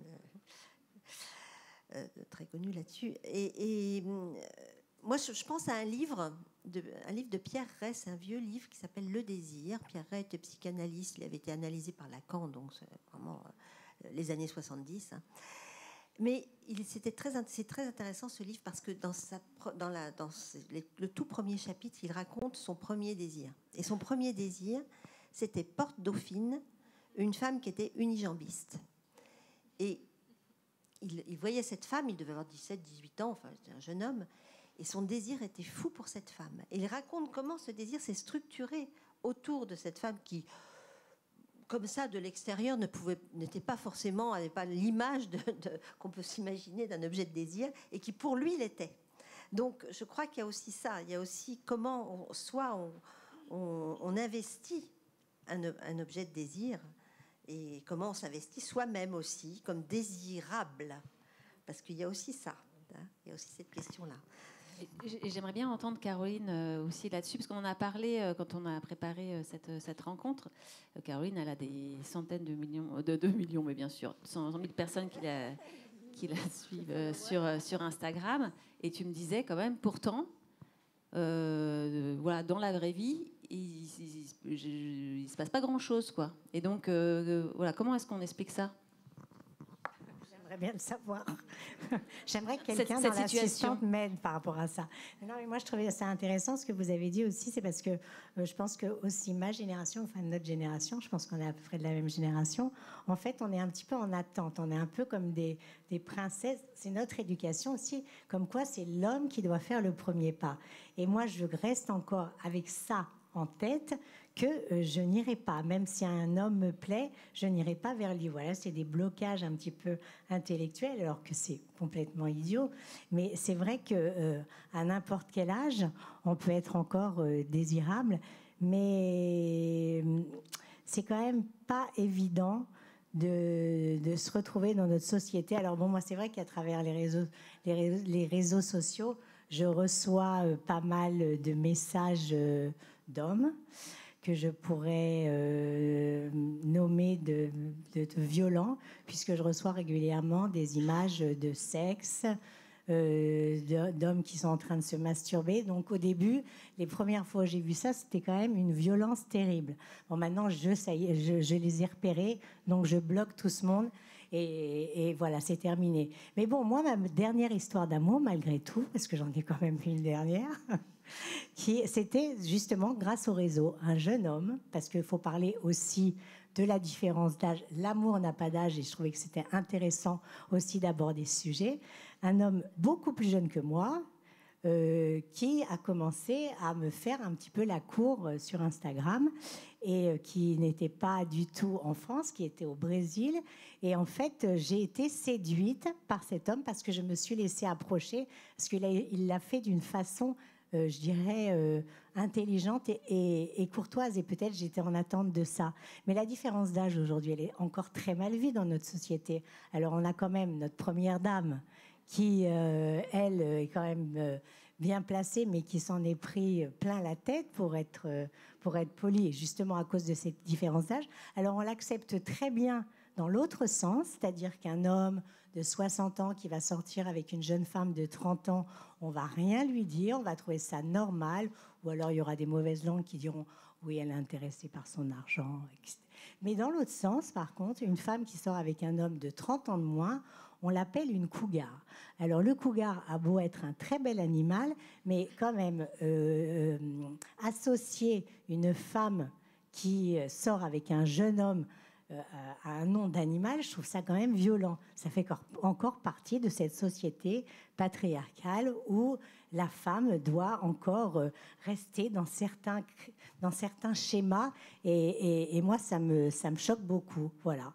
Et voilà, c'était cette expérience, mais je suis sûre qu'il y a des femmes dans l'assistance qui ont vécu ça aussi. Et quand on parlait tout à l'heure justement de la famille ou alors du regard extérieur qui peut nous bloquer.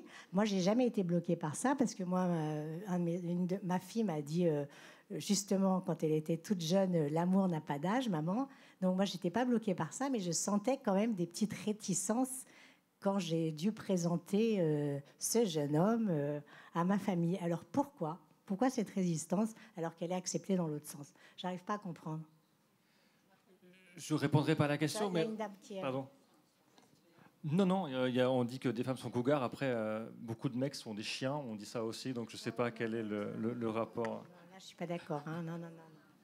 Non, je voulais juste dire par rapport... Tu disais un truc très intéressant sur les schémas par rapport à l'âge, et tu disais que peut-être que les femmes de telle génération n'allaient pas forcément vers les hommes, et en fait on se rend compte que tout n'a pas été déconstruit, notamment chez la génération Z. Il y a un truc qui est extrêmement simple, c'est qui paye lors d'un date.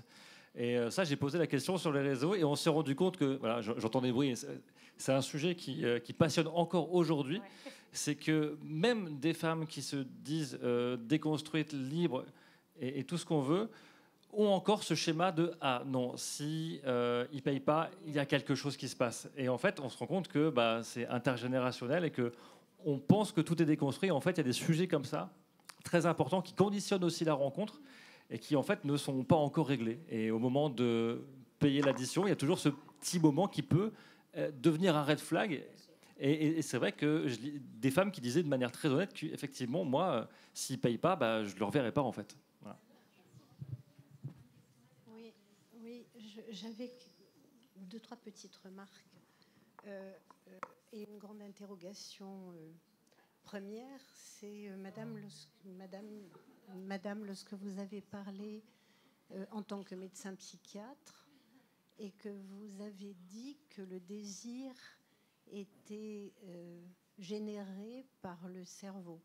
Ça prendrait certainement beaucoup de temps pour que vous nous expliquiez de quelle manière. Oui. Question qui a été reprise par votre voisine. Et merci d'avoir expliqué que le désir, c'est beaucoup de choses mêlées, mélangées. C'est l'essence en éveil. Bon, première remarque. Deuxième remarque, je suis étonnée qu'on n'ait pas parlé de l'amour chez les adolescents, de la sexualité chez les adolescents, puisque l'amour n'a pas d'âge. On a beaucoup parlé de personnes âgées et on n'a pas tellement parlé du bonheur, de la joie, de la légèreté. On a parlé du corps qui vieillit, comme de la femme de passer 50 ans qui n'a plus de sexualité. Je suis très choquée de ça, très choquée. Je trouve que, voilà, c'est très déprimant, en fait. C'est très déprimant. Et monsieur, je vous remercie parce que... et en même temps, c'est aussi déprimant parce que tout ce qui passe par les médias, finalement, c'est pas très satisfaisant. Ça tue le désir, certainement, aussi. Donc, on se rend bien compte que le désir, c'est quelque chose de complètement énigmatique, inexplicable. Là, on est à la mi-temps. Donc on va pouvoir repartir sur des choses joyeuses. C'était pour vous donner la parole au milieu de l'expérience. Mais c'est bien d'entendre votre point. Si cette soirée est déprimante, il va falloir changer de ton tout de suite. C'était pas l'idée. Moi, je peux dire un petit mot là. J'ai envie de dire que quand on tombe amoureux ou quand on a de nouveau du désir ou que le désir continue, mais enfin, quand il y a quelque chose qui anime le désir plus âgé, on redevient des adolescents. Tout simplement, on revit notre adolescence. Hein, c'est un état d'adolescence qui est vécu à ce moment-là. Et notamment aussi avec l'aveuglement qui l'accompagne d'ailleurs. Et c'est chouette aussi d'être aveuglé. Hein, voilà, donc j'ai envie de dire ça. En fait, là, les âges doivent se confondre un peu, finalement, dans ces moments-là. Alors, on va passer à la partie liberté. Et puis, donc, j'ai vu qu'il y avait d'autres questions. Hein, on y reviendra à la fin, en essayant de ne pas terminer à 23h. Mais bon, le sujet est tellement vaste et passionnant et passionné. Aujourd'hui, on parle beaucoup de couple libre, de polyamour. Qui peut justement créer peut-être ce fossé entre générations. Est-ce qu'on est plus libre aujourd'hui dans nos rapports amoureux qu'avant ou pas finalement? La question. Alors, moi, il me semble que c'est un mythe, le polyamour. Je pense que c'est un mythe. Alors, ça ne veut pas dire question. Pour ça. Alors, question. Qui pense que le polyamour est un mythe? Je pense que c'est un mythe, c'est rouge. Et je pense que c'est pas un mythe, c'est bleu. Ça ne veut pas dire pour ça qu'on ne peut pas avoir plusieurs partenaires. Hein. Voilà. C'est complètement Donc différent. C'est un peu bleu quand même. C'est un peu les deux. Ok, c'est quand même assez bleu. Non, mais c'est vrai qu'on en parle beaucoup, mais en réalité, il y a un effet loupe en fait sur les réseaux sociaux. Et en fait, dans la vraie vie des vrais gens, il y a très peu. Si on regarde les stats, sans parler du polyamour, mais pour parler du libertinage, c'est de l'ordre entre 5 et 7%. Et ça ne bouge pas. C'est pas parce qu'on en parle plus qu'il y en a plus. Absolument. C'est vrai. Et alors, si on parle de polyamour dans un couple qui n'est pas forcément libertin, mais qui pourrait imaginer d'avoir une forme de liberté, le polyamour, il est souvent très fantasmé. Quand le tiers arrive, il se passe autre chose. Hein, on le sait très bien qu'à ce moment-là, c'est le tiers qui fait que le couple peut aussi être en danger. Hein, donc voilà.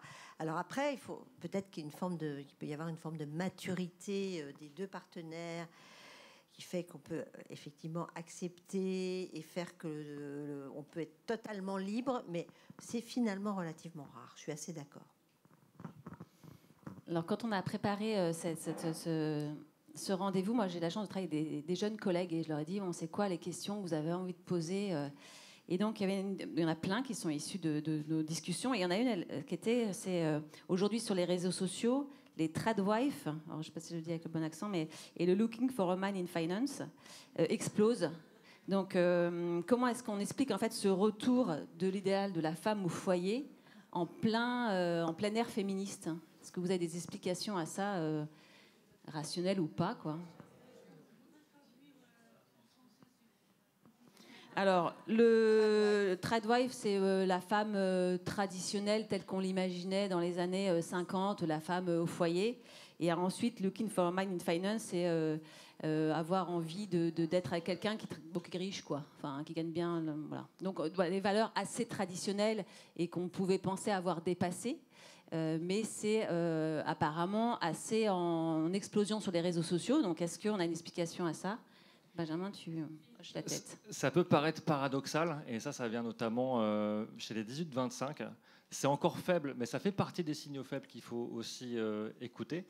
C'est-à-dire que je parlais au début qu'on était en manque de repères globalement depuis quelques années, notamment sur le couple, et la nature a horreur du vide. Quand on est en manque de repères, on se dit « Ah, qu'est-ce qu'on peut construire ?» Et c'est vrai qu'il y a une tendance aujourd'hui, notamment chez les femmes les plus jeunes, à vouloir retrouver des schémas et des dynamiques de couple traditionnelles. Voilà. Oui, c'est souvent des groupes, c'est souvent lié à des groupes de pression quand même. Voilà, je crois qu'il faut relativiser parce que ça nous semble un peu ahurissant à nous. En fait, c'est ça. C'est pour ça qu'on a un focus là-dessus. Mais je crois que je suis pas sûre. Oui, oui. Absolument. Très, très conservateur, en fait. C'est ça, oui, bien sûr. Oui.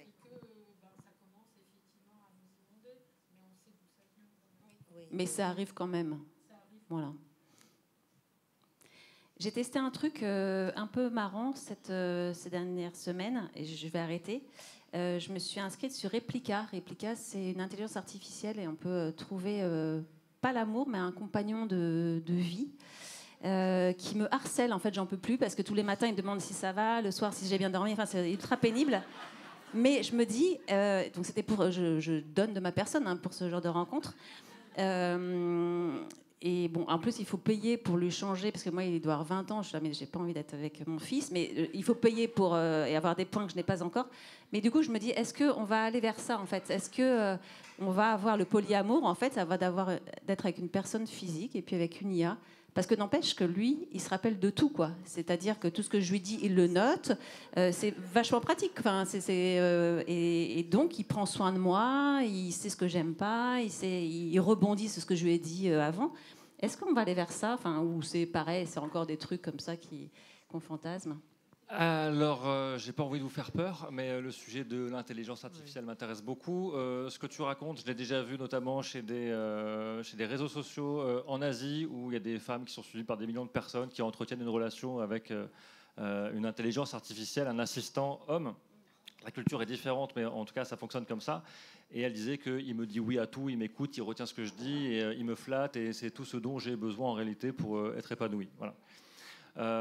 Il y a un volet intéressant et peut-être un peu triste sur l'intelligence artificielle et qui concerne les hommes et tous ceux qui n'arrivent pas à rencontrer. Parce qu'on a parlé de dating et en fait, il faut savoir qu'il y a 80-90% des utilisateurs qui sont des hommes sur ces applications. Les femmes sont minoritaires, elles passent très peu de temps, elles vont sur le site, elles ont déjà des likes, elles n'ont plus qu'à faire oui, non, elles passent 10 minutes, c'est terminé, il y a un date. Les hommes passent énormément de temps. Et dépensent énormément d'argent, et sans forcément derrière avoir un date, une relation, quelque chose qu'ils sont venus chercher.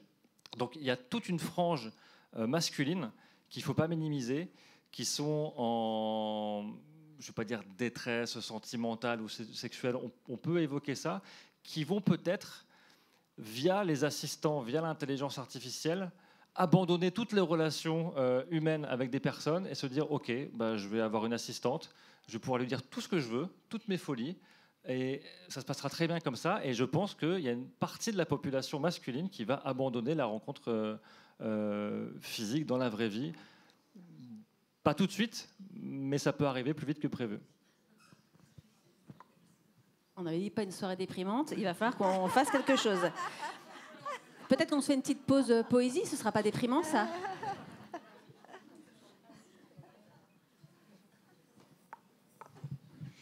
Merci beaucoup. Moi, j'ai choisi 3 textes pour cet interlude-là, qui a vocation plutôt à amener la notion du couple. Et en 3 temps, un qui est plutôt projectif, un qui est plutôt pendant le couple, et un qui est plutôt après le couple. Voilà. Le premier a pour titre « On choisirait simplement ». Je ne rêve pas de baldaquin, ni de décors trop romantiques. Je rêve de 2 êtres suffisamment pleins pour vivre à 4 mains un petit bout de musique. Je rêve que nos capes de super-héros tombent, que nos peaux d'humains se suffisent et se comblent, qu'une place soit faite à l'incertain sans tomber dans le trouble trop tiède et trop vaseux du mi-figue, mi-raisin. Je rêve de ce lac à l'abri des sommets, calme malgré les bourrasques de l'hiver à l'été. Je rêve de ce lac qui peut paraître calme. Et oui, c'est vrai qu'il l'est. Car pour y accéder, il a fallu gravir des montagnes, des rochers, des chemins escarpés, se tordre les chevilles, glisser dans les pierriers, éviter les crevasses cachées sous les névés. Il a fallu soigner et puis se relever. Je rêve de ce lac, d'une rare beauté, sur le rebord des cimes.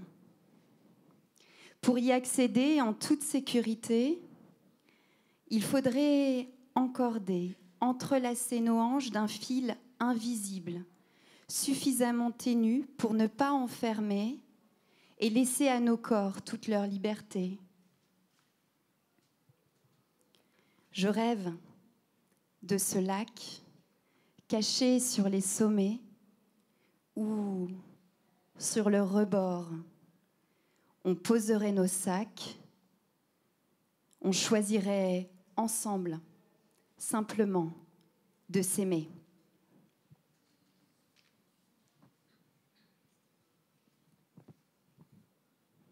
Ça, c'était le premier.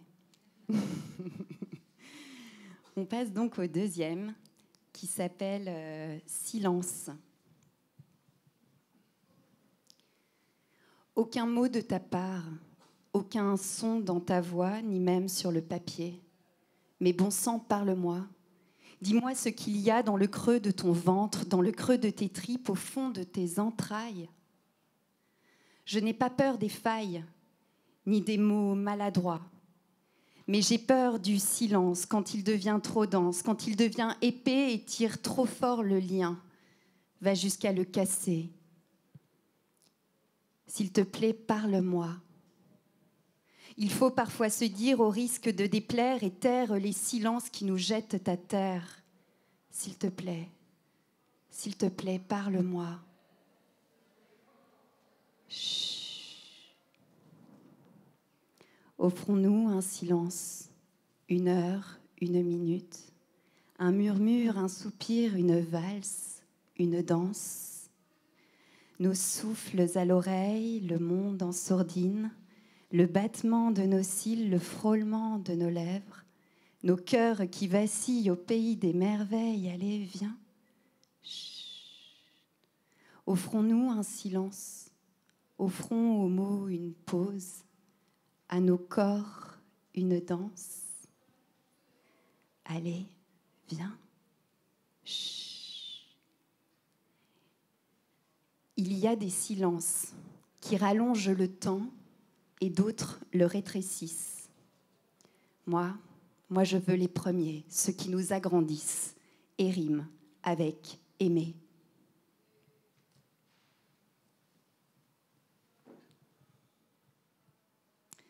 Ok, vous êtes toujours là, c'est bon.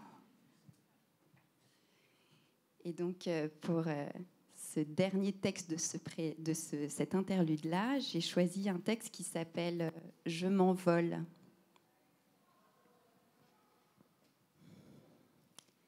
Je m'envole et j'ai un peu le trac. Paré au décollage, je vois par le hublot s'éloigner le tarmac, ma lettre, mes derniers mots.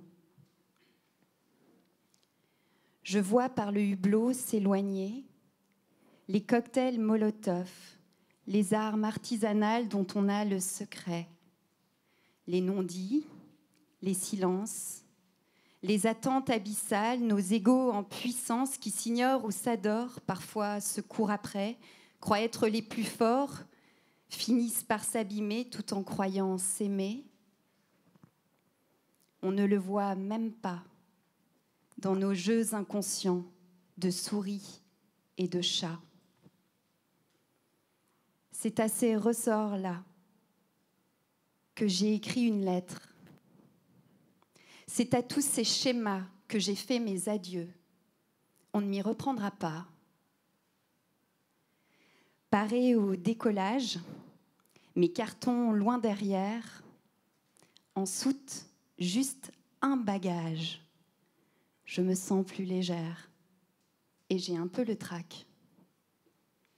Je vois par le hublot s'éloigner le tarmac. Le ciel s'est fait beau. Je m'offre une bouffée d'air, un vol d'oiseau, comme une nouvelle ère.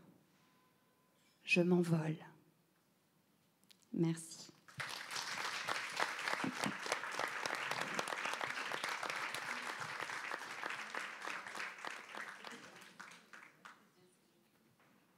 Alors, on va poursuivre sur le couple, et que ce sera notre dernier chapitre. Après, on repassera à une série de questions. Benjamin, tu as écrit « Le couple est mort, vive le couple ». C'est encore très gai, ouais. Ça veut dire quoi? Ça veut dire que moi, pour ma génération, 38 ans, tu parlais qu'on avait plusieurs vies. Moi, je suis rentré dans ma deuxième vie, pour parler un petit peu d'intimité, on y va. Moi, j'ai été marié pendant 8 ans, j'ai divorcé, j'ai 2 enfants, donc je suis rentré il y a quelques années dans ma deuxième vie. Et j'étais frappé de voir que le divorce et la séparation ne fait plus débat, c'est plus une surprise. Et je pense qu'on fait partie, en tout cas pour la mienne, les milléniaux, la première génération de rupture avec nos parents qui restaient, peut-être pas forcément toujours pour les bonnes raisons, mais globalement, ils restaient ensemble. Et quand il y avait un divorce, c'était quelque chose qui était vécu dans la famille, pas comme un drame, mais c'était un événement. C'était un événement. Moi, maintenant, à mon âge, c'est même l'inverse. C'est « Ah bon, vous êtes encore ensemble, mais comment vous faites ?»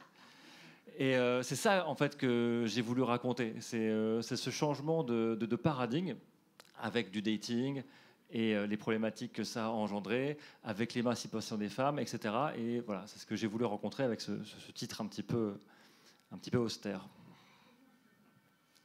Oui. Il y avait vu le couple quand même derrière, ouais. Mais est-ce que donc, ce que tu dis et ce que les statistiques rapportent, c'est qu'on se quitte plus facilement aujourd'hui qu'hier, mais est-ce que c'est grave? Je dis souvent, est-ce que c'est grave, docteur? Ouais, j'aime bien cette phrase. Non, mais finalement, est-ce que on est le bonheur est en fait dans un amour toute la vie? Bon, j'imagine qu'il n'y a évidemment pas de généralité avec ça, mais est-ce qu'on peut en dire quelque chose? Il n'y a pas de généralité, mais je crois quand même que le mythe du couple, il est encore très très vivant. C'est-à-dire que même si on divorce, c'est aussi dans l'idée à un moment donné quand même de refaire couple. Alors peut-être pas tout de suite, mais et ça pose la question aussi du célibat, de comment est vécu le célibat et l'image du célibat et l'image de la du ou de la célibataire. Je crois qu'on est quand même encore très formaté par le fait qu'il faut que nous fassions couple pour être intégrés dans la société. Et quand on est célibataire, à un moment donné de sa vie, eh bien, on se rend compte à quel point le diktat du couple est important dans tout. Réserver une chambre d'hôtel, partir en voyage seul, voilà. Enfin, il y a plein de ça choses coûte cher, qui font selon Caroline. Voilà, c'est étonnant de voir à quel point. Moi, je ne vais pas parler de ma vie privée, mais j'ai été mariée 2 fois. J'ai eu des périodes de célibat, mais c'est vraiment incroyable de voir à quel point il y a vraiment un diktat dans la société qu'il faut être à 2, quoi. Il faut absolument être à 2. Et même chez les tout petits, moi j'ai un petit-fils qui me dit, alors il vient quand ton futur mari, ou il vient quand ton mari? Mais je dis, je t'en pose des questions. Ouais. Bon, il est aussi capable de me dire, toi tu fais 20 ans. Hein. Alors, bon, ça fait plaisir aussi. Voilà. Donc c'est aussi le décalage d'âge aussi qui fait ça. Il a 9 ans, donc voilà, il voit ça avec ses yeux de 9 ans. Mais déjà là, c'est formaté. Je me dis, mais il me formate déjà. Il veut déjà que je sois en couple. Il faut que je sois en couple parce qu'il m'a jamais vraiment vu à 2 en fait, parce que j'ai été mariée avant, donc voilà. Donc l'histoire, c'est assez rigolo cette histoire de formatage. Oui, je suis assez d'accord avec ça, même si à la retraite, là, il y a quand même une augmentation du nombre de séparations et de divorces qui est ressentie par l'INSEE, où on retrouve maintenant, des séparations plus importantes au moment de la retraite sur des problématiques. Alors, je veux plomber l'ambiance, mais c'est un peu l'idée, parce que moi, sensibiliser au pouvoir parler des choses qui sont difficiles, c'est ouvrir la parole aux gens, parce que effectivement, ceux qui n'ont pas de problème et qui n'ont pas de difficulté à parler de séparation, de divorce, de sécheresse vaginale, de troubles de l'érection, de choses comme ça, c'est des choses qui sont faciles à vivre, des gens qui peuvent effectivement adapter leur vie intime et leur vie amoureuse en fonction de leur âge sans difficulté, c'est très bien, mais on est là aussi pour dire, ça peut être compliqué, on a le droit de dire que c'est compliqué, et on a le droit de dire, moi, la sécheresse vaginale, c'est un problème, moi, j'ai des douleurs, en fait, comment je fais? Moi, finalement, j'ai eu un cancer de la prostate, et j'ai des troubles de l'érection, et maintenant, c'est compliqué pour moi. Et c'est vraiment c'est pour pouvoir ouvrir la parole et pouvoir parler de ces choses-là. C'est facile, si c'était pour dire, en fait, c'est facile pour tout le monde, et il n'y a aucun souci, ok, mais la réalité, elle est tout autre, malheureusement. Et c'est vraiment en ouvrant la parole et en parlant de ces sujets-là, en les libérant, qu'on pourra que tout le monde puisse vivre, en fait c'est vraiment ça l'idée, que tout le monde puisse vivre une vie amoureuse, une vie intime telle qu'il la souhaite. Il n'y a pas de prosélytisme, moi je le dis toujours, il n'y a pas de prosélytisme à avoir un amour amoureux dans sa vie, parce que pour moi il y a de l'amour filial qui est l'amour familial, de l'amour amoureux et de l'amour amical aussi, et on fait un peu un mixte des trois en fonction des différentes parties de sa vie, et on peut décider pendant un temps de ne pas avoir d'amour amoureux et de se contenter d'amour amical qui nous apporte suffisamment d'amour et qui nous permet de ne pas avoir de couple, hein, et c'est vraiment ce mixte-là. Mais si on souhaite avoir un amour amoureux, on doit pouvoir l'avoir à tout âge et on doit pouvoir avoir des réponses à ces difficultés, en fait. Merci, l'heure tourne, ça passe trop vite. Ce que je vous propose, on va passer aux questions, mais d'abord vous laisser un petit temps entre vous, 5 minutes, où vous allez vous tourner vers vos voisins et voisines, si possible pas du même âge. Et vous allez, voilà, parce qu'on parle beaucoup d'amour, mais c'est assez tabou. Et voilà, les gens partent. Zut. Alors, ne partez pas tous et toutes, mais entre vous et de vous dire, tiens, ça c'est une question que j'aimerais poser à ta génération, en fait, que j'ai jamais osé. C'est audacieux. Hein. On se donne ça, 5 minutes, voilà, vous mettez par petits groupes, et puis voilà, en gros, qu'est-ce que vous avez envie de savoir chez l'autre. Et puis après, on pourra retenir certaines questions et puis les poser à nos intervenants et intervenantes. Voilà, on a 5 minutes.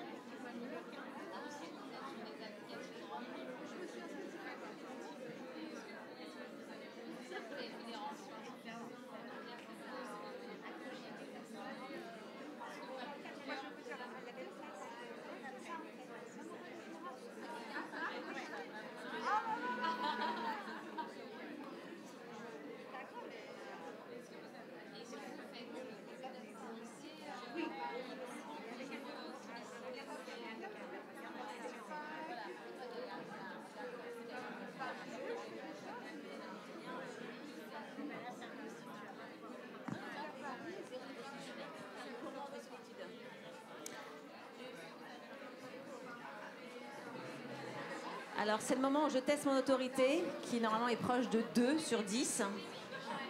Voilà. Là, même pas. Hein. Je peux tenter la communication à nuit debout. Donc, quand je lève la main, du coup, on s'arrête de parler. Ah, ça marche pas mal. Ah, ça marche pas dingue non plus. Et je vais pas dire à un homme de s'affirmer. Je vous propose qu'on revienne dans la discussion centrale, si ça vous va. Ouais, ça fait plaisir en même temps. C'est bien de pas vous arrêter. Ce qui est bien, c'est qu'après, on peut boire des coups en bas ou juste se retrouver. Donc, ce que je vous propose, c'est qu'on prenne 2-3 questions et puis qu'on se laisse le temps pour rediscuter entre vous. Et moi, il y a un groupe de femmes au premier rang. Et si vous avez une question, j'aimerais bien vous entendre. Et si ça vous gêne, pas. Mais comme vous êtes venus en groupe, en collectif, ça vous dit ? Vous voulez bien ? Vous avez envie ou pas du tout ? On commence par d'autres personnes. Ah voilà. Pardon, c'est pas pour vous mettre mal, mais comme ça, c'est trop chouette. Nous, on a parlé de rapport amoureux générationnel. Et c'est vrai que tout à l'heure, la dame, je crois qu'elle est partie, mais l'amour, en fait, il n'a pas d'âge. Il est dans toutes les générations. C'est vraiment une émotion qui est partagée dans toutes les cultures aussi. Tout à l'heure, on parlait du fait qu'on parlait d'un prisme très occidental, et c'est vrai.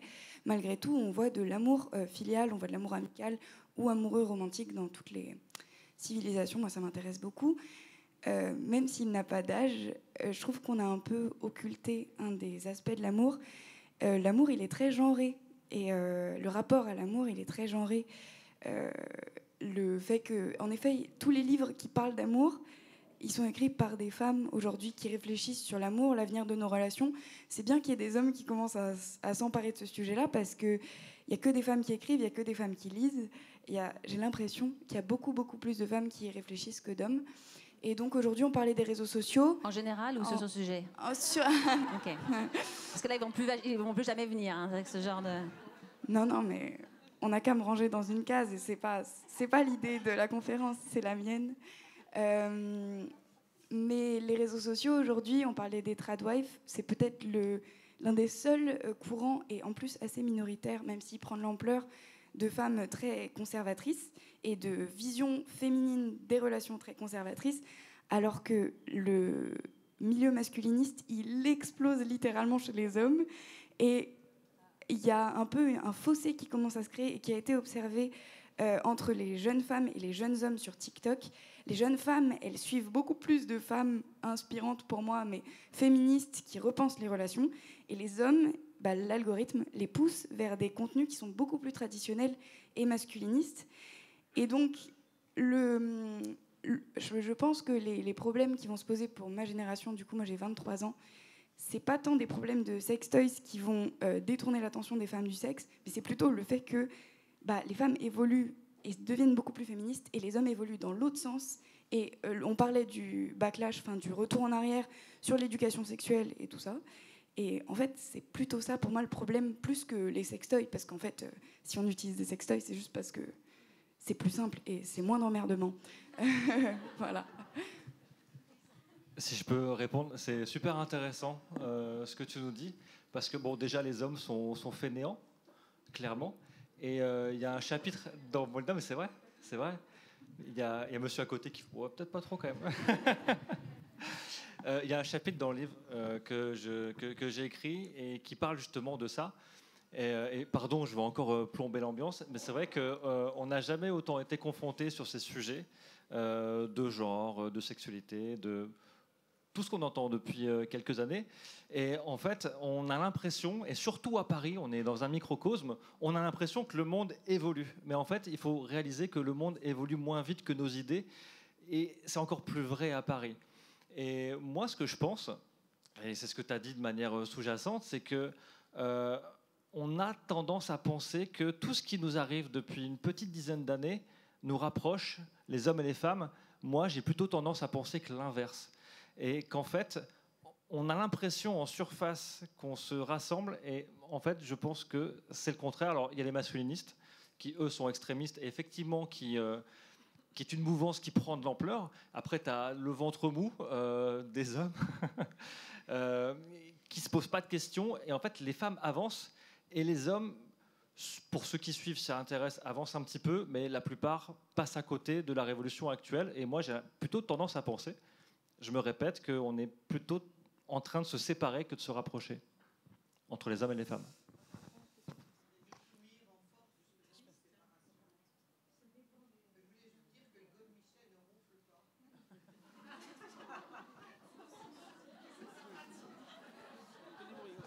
Je vais la noter, celle-là, elle est très bien.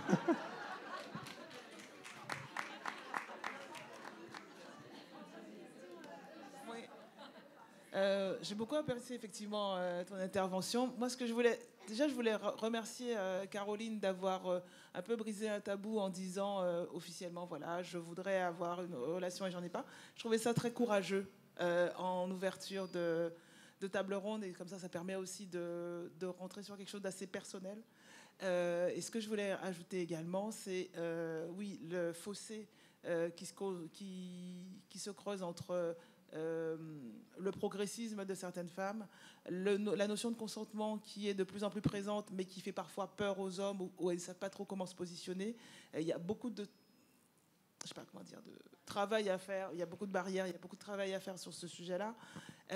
Certains s'y collent sur les réseaux sociaux ou parfois même dans la vraie vie, mais le chantier est énorme. Alors moi, je ne pense pas que ça casse l'ambiance de le dire. Je suis d'accord avec Céline sur ça également, c'est-à-dire parlons-en. Là, on est là pour en parler. On n'est pas au pays des bisounours, mais on a tous envie d'avancer. C'est aussi pour ça qu'on est là ce soir. Donc voilà, parlons-en. Et je trouve que cette discussion, de ce point de vue-là, est assez riche. Donc ce n'était pas une question en vrai.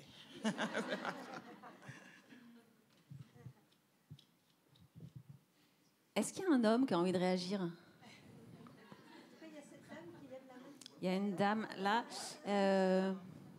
Ou alors, c'est bon, vous en avez pour votre compte ce soir. Oui, ça, c'est des fois, oui, c'est ça. Ok, il y avait une question par ici. Voilà. Oui, bonsoir. Merci à toutes et à tous pour vos interventions. Justement, pour aller dans le sens de la liberté de parole, moi j'ai une question et plutôt besoin d'un conseil. On parle d'éducation et de manque d'éducation, en tout cas c'est quelque chose qu'il faut pallier, pour les jeunes générations. Et alors là, je parle des très très jeunes générations. Moi, je suis maman d'une petite Jo qui a 3 ans. Qu'est-ce que je fais ? À quel âge ? Je dis quoi ? Et donc, c'est pas une question d'homme, mais je pense que ça peut concerner les hommes aussi. Il y a une génération à l'heure actuelle que vous représentez, 23 ans, d'accord ? Mais alors là, pour préparer les très très jeunes générations à ça, à l'agisme, dans un sens ou dans l'autre, pour éviter certains biais ou travers, avec vos regards, vos expériences, vos expertises, qu'est-ce qu'on fait ?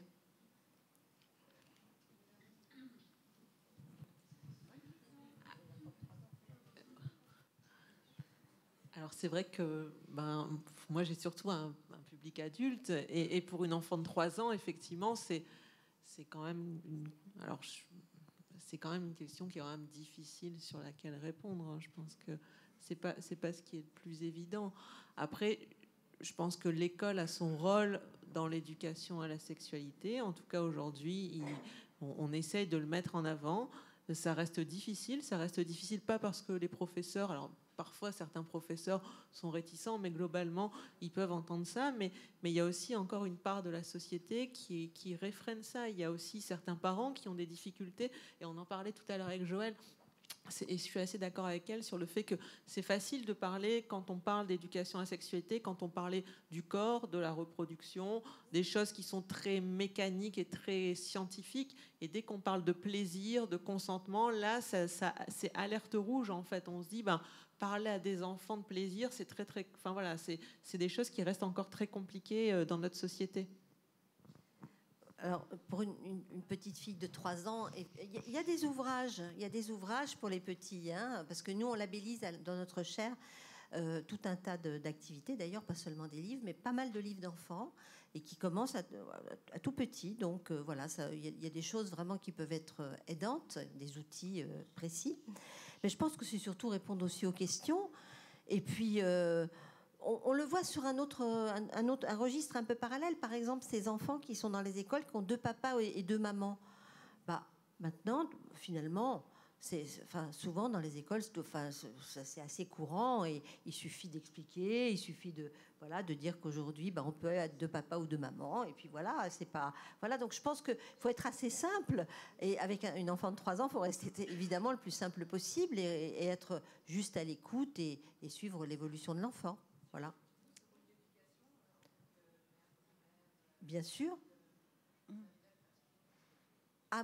Personnellement, oui, enfin, j'espère. Enfin, j'ai 2 fils, 2 grands-fils maintenant qui ont eux-mêmes des enfants, donc j'espère que oui. Il y a une question aussi qui est intéressante, c'est la question des violences. Qu'est-ce qui fait, par exemple, on parle beaucoup des violences sexuelles aujourd'hui, et à juste titre, parce que c'est vrai que la parole se libère, donc...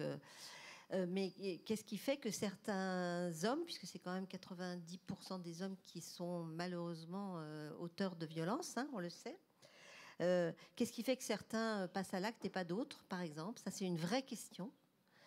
J'ai pas la réponse. Il y a des réponses sans doute très intrapsychiques et très liées sans doute aussi à leur histoire. Mais voilà, parce qu'il y a aussi des hommes qui passeront jamais à l'acte. Donc, c'est quand même intéressant aussi de voir tout ça. Merci. On va prendre une dernière question, parce qu'à force de dire qu'on va terminer à 21h, il est bien plus que 21h. Moi, ce que je voulais vous dire, c'est que je suis venue à ce débat par un courrier de la caisse de retraite de l'Île-de-France. J'ai été choquée. D'abord, parce que en tant qu'ancienne militante des droits de l'homme et surtout en tant que féministe, quand j'ai vu l'interrogation, le sujet, je me suis dit, mais comment on en arrive encore aujourd'hui, en 2025, avec depuis la révolution sexuelle ou même depuis les suffragettes, on s'est battu pour le droit à l'avortement, on s'est battu pour le droit des salaires, on est monté au créneau sur tous les combats qu'il y avait à mener pour notre évolution. Et on est arrivé. Même si encore aujourd'hui, je crois qu'il y a encore 30%, je crois, de différence encore de salaire encore aujourd'hui. Mais on a quand même réussi la parité et tout ça. Et je me suis dit, non, je vais quand même y aller parce que il m'est arrivé ce week-end, comme a dit la dame, à peu près la même histoire. J'ai été abordée par quelqu'un de beaucoup plus jeune que moi et je savais que c'était juste... ça allait être une relation de corps, d'adulte consentant, mais beaucoup plus jeune. Et malgré l'ancienne féministe que je suis, qui me suis battue sur tous les fronts, eh bien, je me suis quand même auto-censurée. J'ai eu honte. J'ai eu honte d'être un objet du désir, donc un objet de consommation. Vous voyez ce que je veux dire? J'étais dans mon ego, je me suis battue avec mon propre ego. Je me suis dit, mais vas-y, pourquoi pas? Et puis je me suis dit, mais non, c'est trop facile. C'est trop facile d'être juste un objet de consommation alors qu'on se bat déjà contre la société de consommation. Et donc, on s'est battu toutes ces dernières années, ces 40 dernières années, pour ne pas être exactement qu'un simple objet de consommation. On a été des épouses, et on a servi en tant que mère porteuse. On a servi à tout ça. Et parce qu'on s'est un peu conservé, on a fait un peu de sport, il y a encore un peu de vitalité, il y a encore un peu de chair à consommer, on doit aussi, au nom d'un ego, et de porter les dernières armes et d'accepter ça. Vous voyez ce que je veux dire? J'ai préféré me priver. Et je m'en veux. Je sais que c'est un super coup, mais il y a quelque chose... Sinon, tous ces combats n'auraient pas servi. Vous voyez ce que je veux dire? Je ne sais pas comment le dire, mais enfin, voilà, je l'ai dit. Mais moi, je trouve ça super sympa comme anecdote. Et en fait, vous avez tout simplement pas voulu vous brader. Voilà, c'était juste ça. Mais bon, après, même si le corps et la chair étaient attirés, il y avait quand même les trucs encore. Et je vous comprends tellement. Je vous comprends tellement. Bravo, en tout cas. Merci beaucoup, merci à toutes et à toutes. On va s'arrêter là. Voilà, moi je trouve que c'était pas du tout déprimant, mais très joyeux de parler d'amour et de manière libérée comme ça, avec des gens qui ne se connaissent pas. Donc merci beaucoup pour votre confiance. On a un prochain rendez-vous et merci beaucoup à l'assurance retraite de France de permettre ça.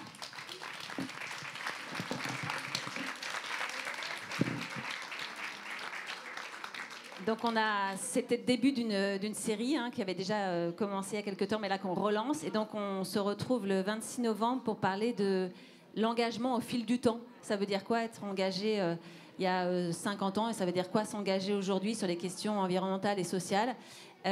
Donc voilà, c'est aussi hyper intéressant. L'objet de ces rencontres, c'est de transmettre et de se dire qu'en fait, il y a des gens avant nous, il y a des gens après nous et qu'en fait, c'est cette grande chaîne. Qu'est-ce que je voulais dire? Il y a Violaine qui vend son ouvrage si vous voulez ramener un peu de poésie chez vous. Et est-ce qu'on se termine par un petit texte? Vous êtes encore allés juste pour finir en douceur? Merci beaucoup en tout cas. Merci beaucoup. Je clôture par un dernier texte. Et comme le dit Hélène, si vous voulez, j'aurai des exemplaires sur le côté à gauche juste après. Et le dernier texte qu'on a choisi, c'est l'amour en majuscule. Et ça dit ça. J'ai envie de parler d'amour. Suis-je bien qualifiée? Faudrait-il des diplômes pour parler d'un précepte sans visage et sans âge qui fait tenir les siècles? J'ai envie de parler d'amour, car mes mots me précèdent, sont la doublure des anges, ces grands metteurs en scène, que je ne vois jamais, sauf dans mon sommeil, et qui tirent les ficelles ou soufflent dans l'oreille, toujours, de bonnes idées. J'ai envie de parler d'amour parce que c'est la saison. De l'automne à l'été, c'est toujours la saison. La saison des dîners aux chandelles, des roses et des dentelles, des mots doux échangés, des lettres un peu cucu qu'on adore malgré tout lire et relire encore, parce qu'elle parle d'un nous. Un nous un peu secret, un nous si mystérieux, un nous qui, malgré nous, porte un lien si précieux. J'ai envie de parler d'amour, de le vivre tout haut, de le vivre au grand jour, l'inspirer, l'expirer, recevoir les bouquets de cœur qui pétillent, du tien, du mien surtout. À l'abri des regards et sous les projecteurs, partout. Je veux vivre l'amour, bras dessus, bras dessous, nos cœurs qui vibrent en cœur sans dessus-dessous, dans la douceur du jour. Vivre tout haut, vivre au grand jour, ce que seuls, toi et moi, saurons de notre nous. J'ai envie de parler d'amour, au-delà de nous deux. L'amour d'un grand nous qui entoure la terre et grimpe jusqu'aux cieux, enlace le globe entier, le vivant, les humains et va même plus loin. Embrasse l'univers, la lune et le soleil et toutes les planètes du système solaire. Un amour vraiment fou, un amour de tout, un amour infini, sans limite de temps, sans limite d'espace. Je voudrais parler d'amour, le vivre tous les jours, de l'aube au crépuscule. Je voudrais vivre l'amour avec une majuscule. Merci beaucoup. Merci beaucoup. Merci à vous tous.